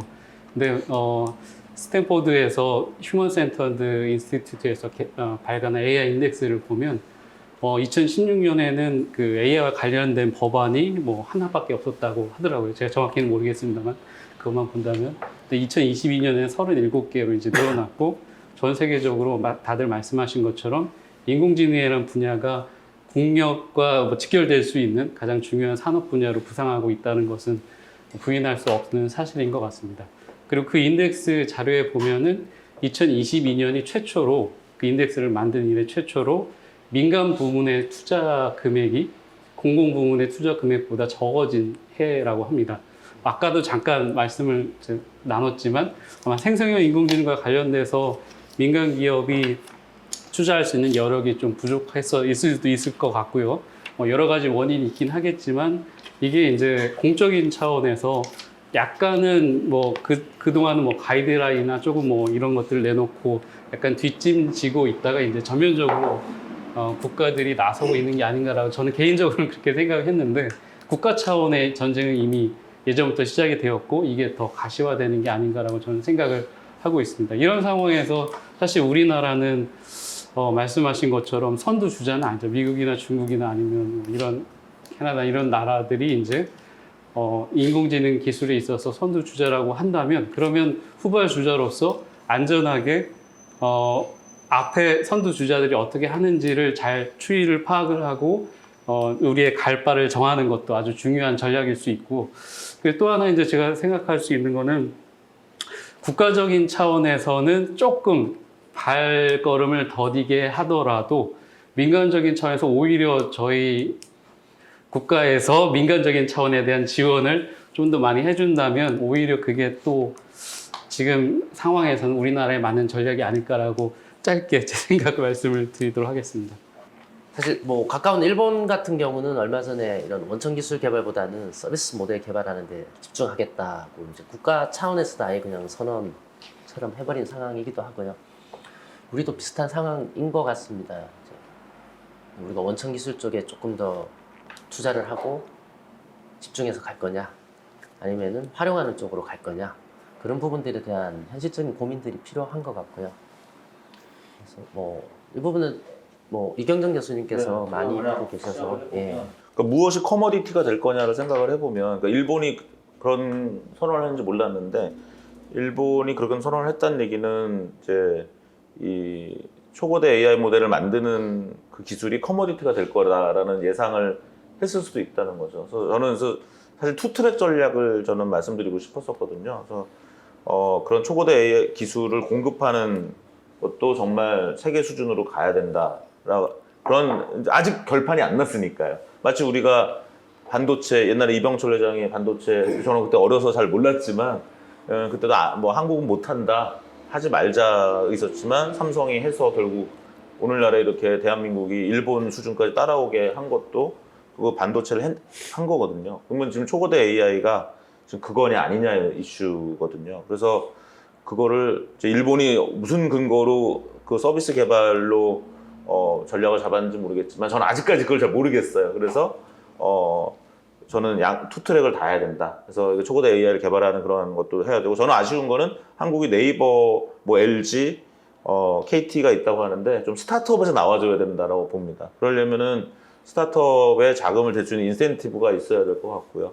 그걸 단순히 정부 개발이 해야 된다고 생각하지는 않고, 우리나라 벤처도 사실 정부가 절반 돈 내고 있는 거나 마찬가지이기 때문에 예를 들면 뭐 DJ 정책이 전 맞았다고 생각하거든요. 100만 PC를 보급하고 초고속 인터넷을 한다. 근데 사실 그건 또 그 전에 김영삼 대통령이 산업화는 늦었지만 정부화는 앞서가자. 그 당시에 90년대 뭐 김진영 교수님 한창 활동하실 때인데 그 엘리트들이 그렇게 가서 정부화에 앞서가자고 해가지고, 그다음 DJ 대통령 자체가 어떤 기존 산업의 기반보다는 뭐 벤처에 더 기반한 그런 대통령이었기 때문에, 그다음 노무현 대통령도 본인이 그 이지원이라는 그 정보 시스템을 특허까지 내고 했던, 그걸 아예 청와대 시스템을 적용했던 IT 사람이었고, 이제 그런 부분이 한국이 오늘날 그래도 그런 정책적 노력이 있어서 오늘 같은 네이버 같은 것도 살아남은 거지. 사실은 그래서 그런 정책 변수가 분명히 중요하다. 저는 투트랙으로 가서 초거대 AI를 개발하는 전략, 그다음에 또 하나는 이것이 커머디티가 될 수 있기 때문에 초거대 AI를 잘 사용하는 전략. 그러려면 돈은 안 들이고 할 게 있고 돈 들이고 할 게 있는데, 돈 안 들이고 하는 건 뭐냐면 규제를 푸는 거죠. 원격 의료를 풀고, 그다음에 은행도 보면요. 은행이 뭐 작년에 30조 그냥 벌었다고 하잖아요. 그러니까 AI 투자 안 해요. 그거 안 해도 돈을 버는데 왜 해야 돼? 이러고. 그래서 AI는 그냥 장난으로 하는 거예요. 규제를 해야 되겠구나. 못 벌게. 오히려 아니요, 그게 아니라 그렇게 초과수익이 나지 않도록 규제를 할 게 아니라, 그 초과수익을 환수하자 그러는데 환수할 일이 아니라 금융업의 진입 장벽을 더 풀어야 되는 거죠. 그러니까 금융업이 경쟁을 하도록 해야 되는 거예요. 경쟁이 없으니까 그냥 쉽게 돈을 벌고, 돈을 벌면은 절대 그걸 기술 개발에 투자하지 않죠. 근데 우리나라는 의료나 교육은 상당히 경쟁에 놓여 있기 때문에 의료 AI, 교육 AI가 발전하는 거거든요. 그래서 금융 AI가 발전하지 않고 하는 이유가 그런 데 있다고 보고요. 그래서 저는 그 투트랙 전략으로 가야 된다고 보는 편입니다. 저도 좀 비슷한 생각인데요. 그러니까 AI 주권이라는 거를 뭘로 봐야 되느냐. 좀 어려운 용어잖아요. 저는 그냥 쉽게 한번 생각해 봤어요. 자립을 얘기하는 것 같다는 생각도 들거든요. 조금 다를 수도 있지만 자립. 그래서 자립이라 하면은 기술 자립이 있고 산업의 자립이 있잖아요. 그러니까 기술 자립은 투트랙 말씀하신 게 좀 전에 기술 자립과 우리나라의 고유 산업으로서의 그 시장 보호, 시장 육성, 요 두 개가 있을 것 같은데, 지금 두 개가 다 필요하다는 거는 뭐 둘 다 자립을 해야 된다. 그런데 두 번째, 산업의 자립에 있어서 과연 우리나라가 탄탄하게 자립이 되느냐. 몇 개의 대기업이 앞서가고 있지만 그 대기업의 이 많은 블레싱을 받는 구조로 그냥 가느냐, 아니면은 그 후발주자들, 중소기업에게도 뭔가의 햇빛이 들 수 있는 어떤 정책의 묘수들이 필요하지 않을까, 지원도 많이 해주고 그런 것이 필요하지 않을까, 이렇게 생각을 좀 합니다. 그래야지만 둘 다 어울려진 자립이 되지 않을까, 이렇게 생각이 됩니다. 저도 뭐 용어는 약간 투트랙 어프로치, 그거는 맞다, 그렇게 가야 된다라고 생각합니다. 그러니까 투트랙이 뭐냐? 네. 우선 인공지능은 상당히 많은 부분이 아직도 과학이에요. 그래서 지금 어떤 방법론 이게 마지막 방법론이 아니라고 다음에 뭐가 튀어나올지 몰라. 그래서 나는 제가 강연 다니면 우리 젊은 학자들 많이 모였을 때 여러분 지금 하시는 거 열심히 하시면 됩니다. 다음에는 그 브렉스루가 소위 말하는 인공지능이라는 이름 하에서 나오지가 않고 다른 쪽에서 나올 겁니다. 그게 여러분이 하시는 뭐 컴파일러 기술일 수도 있고 또 이쪽에서 하는 무슨 컴퓨터 아키텍처 기술일 수도 있고 그러니까 여러분 하시는 거 열심히 하시면 됩니다. 이렇게 얘기를 했거든요. 지금도 그렇게 생각합니다. 그래서 근데 그런 그 과학적인 투자를 우리나라가 얼마큼 하는 게 좋으냐? 뭐 국력이 좋으면 뭐 많이 해야죠. 우리 저 블랙홀에 대해서 뭐 전 세계는 또 다들 관심 없는데 우리나라가 그냥 몽땅 있는 돈 다 뚫고 박아서 블랙홀이 뭐에 대해서 연구 열심히 하면 좋겠죠. 근데 그거는 합리적 판단이 아니죠. 그래서 저는 국력에 맞는 만큼 기초과학에다가 좀 해라. 인공지능이 기초과학 요소가 많으니까 그거 해라. 근데 뭐 지금 이게 산업적 효과도 크니까 보통 다른 고양이의 심리학 연구하는 것보다는 인공지능에 좀 더 투자해야 되겠죠, 당연히. 그래서 좀 그런 식으로 기초연구성으로 해라. 그리고 저는 우리나라 대학에 있는 그다음에 연구소에 있는 그 분들이 상당히 잘해요. 근데 우선 숫자는 많지가 않아. 근데 하시는 분들은 각각 보면은 굉장히 다 그 글로벌 수준에서 높은 수준의 연구들을 하시고 계시거든요. 그러니까 이거 좀 어떻게 그 연구하는 인력을 좀 늘릴 수 있는 방법 뭐 이런 식에 대해서 고민을 좀 해보고 이렇게 기초과학이라는 그 특성이 굉장히 강하게 있는 분야니까 그런 쪽으로 좀 이렇게 해라. 그래서 연구를 하신 분 중에서 어느 한 분이 그냥 지금 하는 랭귀지 모델을 어떻게 하는 칼루시네이션을 없애는 계산한 방법을 그냥 딱 만들어냈다든가 여러 가지 새로운 방법이 튀어나오는 거 이렇게 되면 그걸로 우리가 빨리 갈 수 있는 거니까. 그래서 그거는 확률 게임 하는 거니까 그냥 넓게 뿌렸다가 그중에 하나 나오면 다행이고 아니면 기초 연구라서 그렇다 하고 넘어가면 되는 게 아니겠습니까? 이게 이제 원 트랙이고. 두 번째 트랙이 이제 아마 여기서 서브린 AI 얘기할 때는 두 번째 트랙인데 우리 기업들은 어떻게 할래? 이거 어떻게 하게 할래? 라는데 저는 하여간 그렇다고 해서 지금 정부가 나서서 야 우리 한국형 랭귀지 모델 만들자. 그래서 몇 조 정부 돈으로 주세요. 이거가 말이 맺힐 수 있는 상황이 아니잖아요. 어쩔 수가 없는 거야. 가만히 있는 거야. 정부는 가만히 있어야 돼. 나설 필요가 없어. 나 어떡할 거야 그냥. 그래가지고 네이버가 열심히 한다니까 그래 잘해봐라 박수 쳐주고 응? 혹시 거기서 무슨 규제 같은 것 때문에 어떡 그러면 규제도 좀 해결해주고 이런 점. 그다음에 정부도 써야 되니까 정부도 좀 많이 써라. 그래서 너희 네이버하고 이렇게 해서 서비스 받는 그거 좀 많이 해봐라. 이런 식으로 이제 시장을 좀 돋궈주는 이런 식의 역할을 해야 되는 거고. 정부 돈 갖고 가다 연구비 얼마 알량한 거 20조밖에 안 되는데 벌써 작년에 올해 하여간 연구비 때문에 그냥 박 뒤집혔잖아요. 그것도 해서 몇 조를 빼서 랭귀지 모델을 훈련시킨다 이러면 아마 대부분 과학자들이 그냥 인공지능에 대해서 반감 가질 걸. 모르겠어요. AI 주권을 얘기하는 그런 기업에 계신 분들이 뭐를 요구하고 자꾸 이런 얘기를 하시는지 모르겠는데, 야, 정부야 좀 도와달라. 그런 얘기 하시는 건 아닌 것 같기도 하고, 그 다음에 넌 도와주겠다 그러면 저는, 그러지 마세요라고 하고 싶어. 그냥 내버려 두십시오. 이거는 그냥 당신들이 나서서 정부 그 알량한 연구비 몇 푼 가지고 당신들이 이거 개발한다고 들어가고 이런 짓 하지 마십시오. 좀 그런 얘기를 해주고 싶어요. 사실 이제 정부의 역할이나 이런 부분들에 대한 고민도 필요는 할 거고요. 그리고 또 네이버나 LG AI 연구원 같은 대기업에서의 이제 또 역할들도 필요할 거고. 그리고 사실 또 한 가지 또 봐야 되는 게 오픈 소스 진영일 것 같기도 합니다. 이경준 교수님도 지난주에 캐나다에서 그 얀유쿤 교수 만나고 왔지만 이제 오픈 소스에 대해서 이렇게 강하게 얘기하는 분이 또 얀유쿤 교수님이기도 하고요. 그리고 또 김대현 교수님 같은 경우도 이제 오픈소스 소프트웨어 재단에 계시기도 하고 또 지금 SLLM, LLM 관련해서도 파운데이션 모델을 이렇게 우리가 힘을 합쳐서 만들자 그런 쪽으로도 활동을 하고 계신 것 같은데요. 그래서 뭐 오픈 소스에 대해서도 뭐 가볍게 한번 얘기를 해주시면 좋을 것 같습니다. 오픈 소스 모델이 지금도 많잖아요. 많은데 그것의 품질에 대한 입증은 쉽지 않습니다, 지금. 그래서 제가 볼 때는 오픈 소스 모델에 대해서 공개하는 것도 하나의 이슈지만 또 하나는 그 공개된 것의 품질에 대한 검증. 그런 게 있어야지만 오픈 소스를 마음껏 쓸 거 아닙니까? 그래서 그거를 하는 데 있어서 공신력 있는 방법을 어떻게 찾을 거냐. 그런 면에서 정부가 좀 해야 될 일이 좀 있지 않을까. 그런 생각도 좀 들고. 또 하나는 오픈소스, 두 번째는 이제 오픈소스 모델을 어떻게 만들어낼 거냐 하는 건데,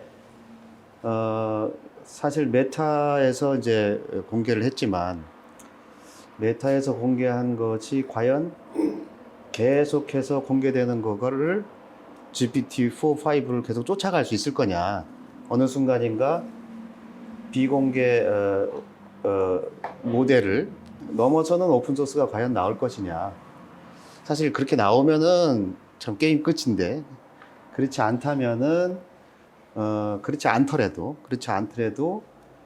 거기에 버금가는 오픈소스들을 누군가가 만들어내야 되는데, 그걸 만들어내는 데 있어서 특정 기업이 오픈소스를 만들어내는 경우는 좋지 않을 것 같다. 그래서 국제적인 연대라든지 많은 산업계라든지 개발자 분들이 함께 연대하는 뭔가의 체계를 통해서 만들어내야 되지 않겠는가 하는 그런 것이 하나의 또 숙제일 것 같아요. 근데 한편으로 또 이제 세 번째 고민도 있을 것 같은데, 그러면 오픈소스를 개념은 참 좋은데 그걸 만들어내려면 어딘가에서 트레이닝을 시켜야 될 거 아닙니까? 그 인프라에 대한 비용은 과연 누가 될 거냐, 이런 것들이 사실 고민거리이긴 합니다. 그런 것들이 이제 같이 제 생각에는 오픈소스에 대해서 정말로 애착을 갖고 있는 많은 기업들이 모여서 함께 그 문제를 풀어가고, 그것들이 국제적인 연대 또는 국제적인 글로벌 차원의 재단 뭐 이런 것들을 통해서 그것들을 만들어갈 수 있지 않을까 하는 생각이 드는데요. 그게 과연 얼만큼 실현 가능할 거냐, 그거는 좀 봐야 될 것 같습니다. 저는 그 AI 주권 관련돼서 이렇게 앞에 여러 말씀하셨는데 이 질문 받고 조금 좀 협소하지만 제 생각했던 건 이 데이터 관련이거든요.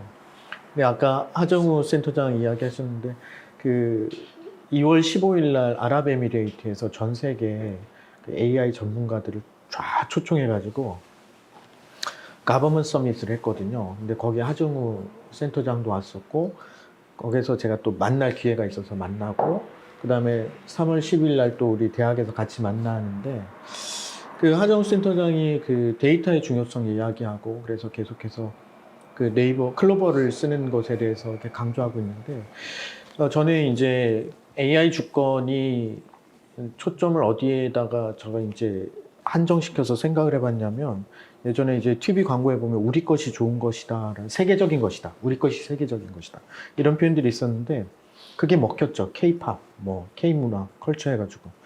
근데 이제 거기에서 이제 다시 백해서 어떤 걸 생각하냐면, 우리 한국적인 것의 데이터를 확보하는 게 AI 주권을 확보하는 그 첫 단계라고 저는 이렇게 정리를 했습니다, 생각을. 근데 기술적으로 오픈소스나 저는 그런 기술적인 건 잘 모르지만, 어느 정도 격차가 있고 뭐 있는지 모르겠지만 제가 그냥 혼자 공부한 것은 이 데이터의 중요성에 대해서 느끼는데, 데이터 중에서도 두 가지 속성을 유지하고 있어야 되는데 뭐냐면, 시간이 흘러가면서 변하는 데이터들이 뭔가 하면 계속 고정되고 있는 데이터가 뭔가, 이 부분. 그 다음에 어떤 그 특정 영역에 한정된 것들, 이런 것들, 그러니까 몇 가지 그 기준을 가지고서는 이제 그 데이터를 확보해야만 거대 AI가 오든 뭐 세계적인 그 회사들이 어떤 도전이 와도 우리 것에 대한 거. 그럼 그게 구체적으로 뭐냐라고 했을 때 이제 저는 교육 쪽에 있기 때문에 그 어떤 생각을 하냐면, 지금 24년도인데 2024년도에 초등학교 1학년 하고 5년, 그러니까 사람 속에서 한국 아이들이 어떤 변화를 가져가고 있고 있느냐라는 것을 사실 그 데이터를 확보하는 것은 매우 의미 있다고 보거든요. 근데 이제 하정우 센터장이 네이버에서를 많이 쓰길 원하는데 저도 이제 챗GPT도 쓰고 제미니도 쓰는데 제가 하면서 별로 이제 재미가 없어요. 예, 왜 그러냐면 제 질문 자체도 제 지식에 한정돼 있어서 그런 것만 쓰고 있고 답변이 이제는 별로 매력적이지 않아요. 처음에는 와 진짜 이렇게 내가 봤더니 제 전공에 한 석사 수료한 아이들의 답은 하고 있구나. 근데 제가 조금 거기에서 이제 제 전문적인 지식으로 던져서 이렇게 확인을 했더니 안 돼요. 예, 그런 정교함이 떨어지는 거예요. 그러면 이 그 제미니를 쓰거나 그 챗GPT를 쓰는 우리 한국 사람들의 데이터를 그 가져갈 수 있죠, 걔네들이. 근데 제가 봤을 때 그렇게 대단한 데이터가 아니라는 거예요. 제가 생각할 때는. 왜?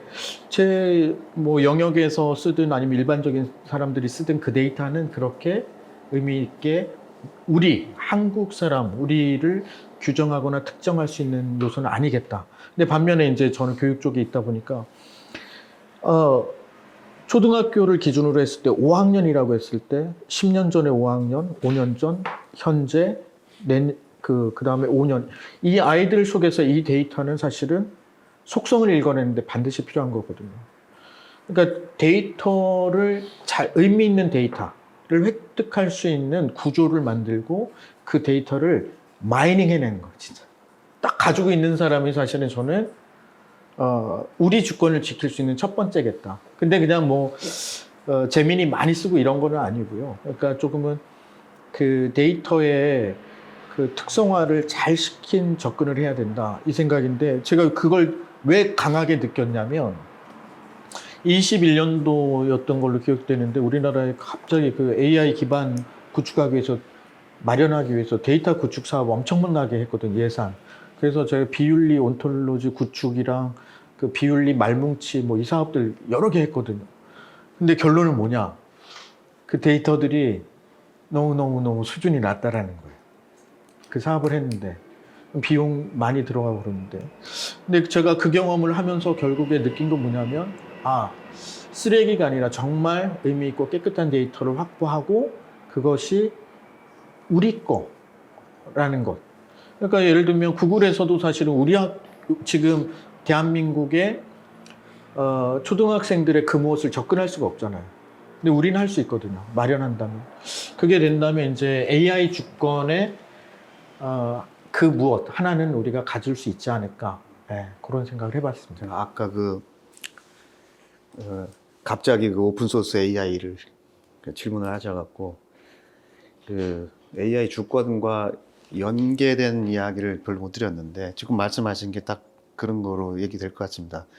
그러니까 어떤 정부가 모아준다거나 뭐 정부가 예산을 투입한다거나 이거는 사실상 쉽지 않을 거예요. 그러니까 이제 그 데이터들을 갖고 있는 정제된 데이터를 갖고 있는 기업들이 함께 모여서 파운데이션 모델을 같이 만들고 그것들을 오픈소스 모델로 공개하는 것들을 자꾸 키워나갈 때 뭔가의 주권스러운 것이 만들어지지 않을까 하는 것이 오픈소스 AI의 기본적인 의도예요. 그러니까 지금 말씀하신 거하고 제 답을 오히려 더 잘해주신 것 같은 느낌이 듭니다. 데이터 관련해서 한번 말씀드리면 지난번에 데이터 사업이 잘 안 됐다고 말씀하시는 게 제가 그 AI 스타트업 100이라는 걸 선정하는 일을 최근 3년 했거든요. 그래가지고 그분들한테 이메일을 1년에 한 번 보냈어요. 그래서 뭐 다음 정부가 나오면 어떤 정책이 필요한지를 한번 얘기를 해달라 했더니 많은 고발이 들어왔는데 그 중에 하나가 데이터 사업의 비효율성인 거예요. 네, 그래서 정부가 데이터를 많이 만들려고 사업을 줬으나 관리가 데이터를 만들어가지고 납품을 어떻게 하냐 가장 후진 데이터를 납품하는 거예요. 그렇겠죠. 그러니까 왜냐면 이걸 한번 정부에 납품하는 순간 모든 사람이 다 공유해서 쓰거든요. 그러면 내가 정부 기준에 맞을 정도의 데이터만 납품하고 좋은 데이터는 갖고 있는 거죠.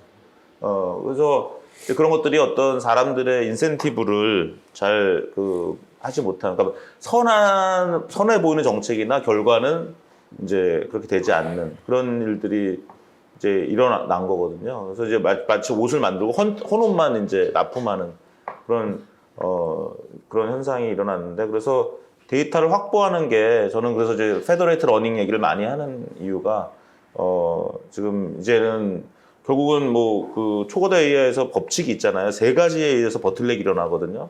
데이터 버틀렉, 그다음에 이제 모델 사이즈 버틀렉, 그다음에 컴퓨터 처리 용량의 버틀렉. 그러면 이제 아까 일본이 그런 전략을 생각을 해보면, 현재 김진원 교수님 아까 말씀하신 현재 라지 랭귀지 모델, 오토 리그레시브한 라지 랭귀지 모델 방법은 결국 어떤 그 새로운 어떤 다른 브렉스루가 있지 않으면 성능의 한계에 빠질 것이고, 그 성능의 한계에 빠지면 결국은 이제 오픈소스 모델이 쫓아오기 때문에 오픈소스 모델이 결국 다 캐치업 할 것이다. 그러니까 그게 무서우니까 좀 오픈 AI도 뭐 GPT-S도 열고, 뭐 플러그인은 어제 접었다고 나왔지만 이제 GPT-S 나오고, 뭐 여러 가지 모델이 나와서 일종의 네트워크 효과를 일으키려고 하는데, 저는 네이버의 진심을 믿지 않는 게, 네이버의 소버린 AI를 얘기한다면 네이버가 그렇게 오픈 AI처럼 달려야 되는데, 저는 아직도 제가 한국 AI 전문가 중에 한 명이라고 생각하는데 하이퍼클로바 X를 어떻게 쓰는지 모르겠어요. 네, 그러니까 앱이 없어요 아직. 예를 들면 앱이 없고, 웹에서도 네이버 홈페이지 가보면 하이퍼클로바 X를 찾을 방법이 없어요. 그러니까 네이버가 의지가 없다고 저는 네이버 의심하는 거예요. 그러니까 한국 국민들이 하이퍼클로바 X를 쓸까봐 겁을 내고 있는 거예요. 오히려 B2B에 신경을 많이 쓰는 B2B에만 신경을 쓰는 거예요. 그래서 자꾸 정부 관계자나 의사결정자들한테만 국산을 쓰라는, 이제 국산품 애용 운동을 하면서, 근데 진짜 시장을 잡으려면 소비자들이 그걸 쓰게 해야 되는, 네이버 홈페이지에도 없고 모바일 홈페이지에도 없고 앱도 없어요. 그러니까 마치 이제 아래 한글 쓰라고 하는 거, 또는 삼성이 훈민정음 쓰라는, 실제는 더 좋은 게 있는데 이제 그런 느낌이 들어서 걱정이 되는 거죠. 그 다음에 뭐 소버린 AI를 제대로 하려면 이게 너무 좋아서 다른 나라 사람도 쓸 수 있는 수준이 돼야지만 그 소버린 AI가 되는 거죠. 그러니까 어떻게 보면 네이버가 대단했던 거는, 일본에 가서 물론 카카오를 빨리 따라해서, 한국에서는 카카오가 시장을 장악했으니까 아직 일본이 잘 모르고 있을 때 라인을 일본에 주로 런치해서 일본에서 상장을 시켜버린 거죠. 그러니까 그건 아까도 말씀드렸지만 YSDJ로 가는 그런 상황에서 한국이 초고속 인터넷 망이 좋아지고, 그 다음에 100만 PC 운동을 하고 벤처 운동을 하면서 그 세 가지 컨텐츠와 망과 단말이 다 좋은 상태에서 우리가 중국 진출도 하고 당시 일본 진출도 하고, 그러니까 우리가 1등을 적어도 아시아에서 1등 한다는 정도의 마음을 먹어야 겨우 한국을 수성하는 건데, 한국을 수성하자라는 내부 논리로 한국 수성도 못한다. 그래서 제가 좀 쓴 소리를 네이버나 한국의 AI 업계에 이제 드리고 있는 그런 상황입니다. 지금 그 인터넷에 한국어로 된 그 정보가 0.6%라고 그러는 것 같아요. 그래서 이게 언어만 배우는 게 목적이 아니고, 거기를 통해서 이제 지식을 배우고 뭐 이렇게 하겠다는 게 그 라지 랭귀지 모델의 기본 철학 아닙니까? 그런 차원에서 이게 우리 데이터만 갖고 뭐 합시다, 뭐 이런 식의 얘기는 그 철학이 안 맞는 것 같아요. 물론 뭐 우리 기업이 글로벌로 나가서 사업을 잘하는 그런 기업이 나오기를 격려하고 기대하지만, 그거 열심히 하면은 잘 하는 거 옆에 박수 쳐주고 그러면 되는 거지. 국가가 나서서 뭐를 해라. 국가가 나선다면 아까 얘기한 대로 데이터 사업이 좀 엉망이 됐지만, 그 좋은 데이터를 만들어주기 위해서 정부가 갖고 있는 공공 데이터 같은 거 어떻게 개방해줘가지고 잘 쓰게 해주고 이런 식의 노력 이래가지고 데이터 강국이 되겠다. 그런 노력은 어디까지나 우리가 정부에서 좀 해주면 좋겠고요. 그래서 하여간 소버린 AI, 주권 AI를 하고자 하는 거는 지금처럼 그냥 범용 라지 랭귀지 모델 그거를 우리 거를 만들어야 되겠다라고 하는 거는 저는 동의하고 싶지가 않고요.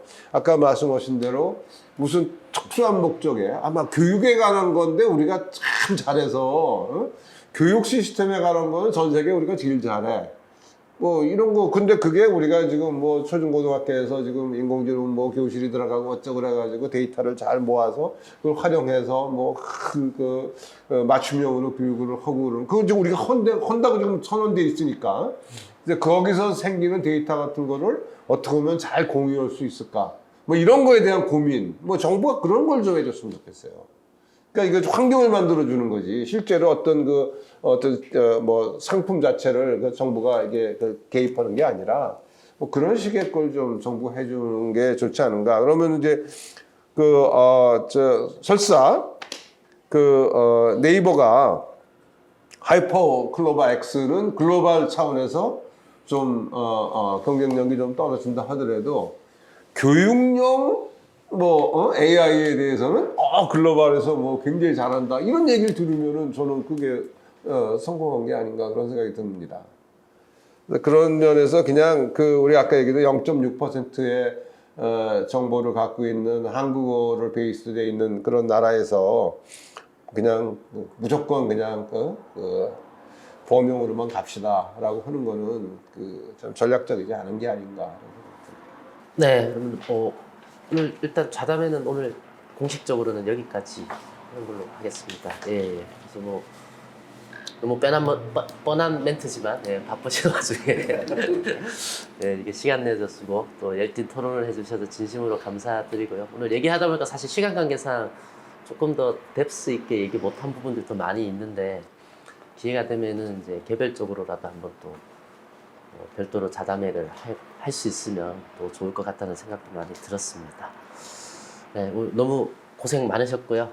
더 좋은 주제로 또 뵐 수 있기를 기대하겠습니다. 감사합니다. 수고하셨습니다.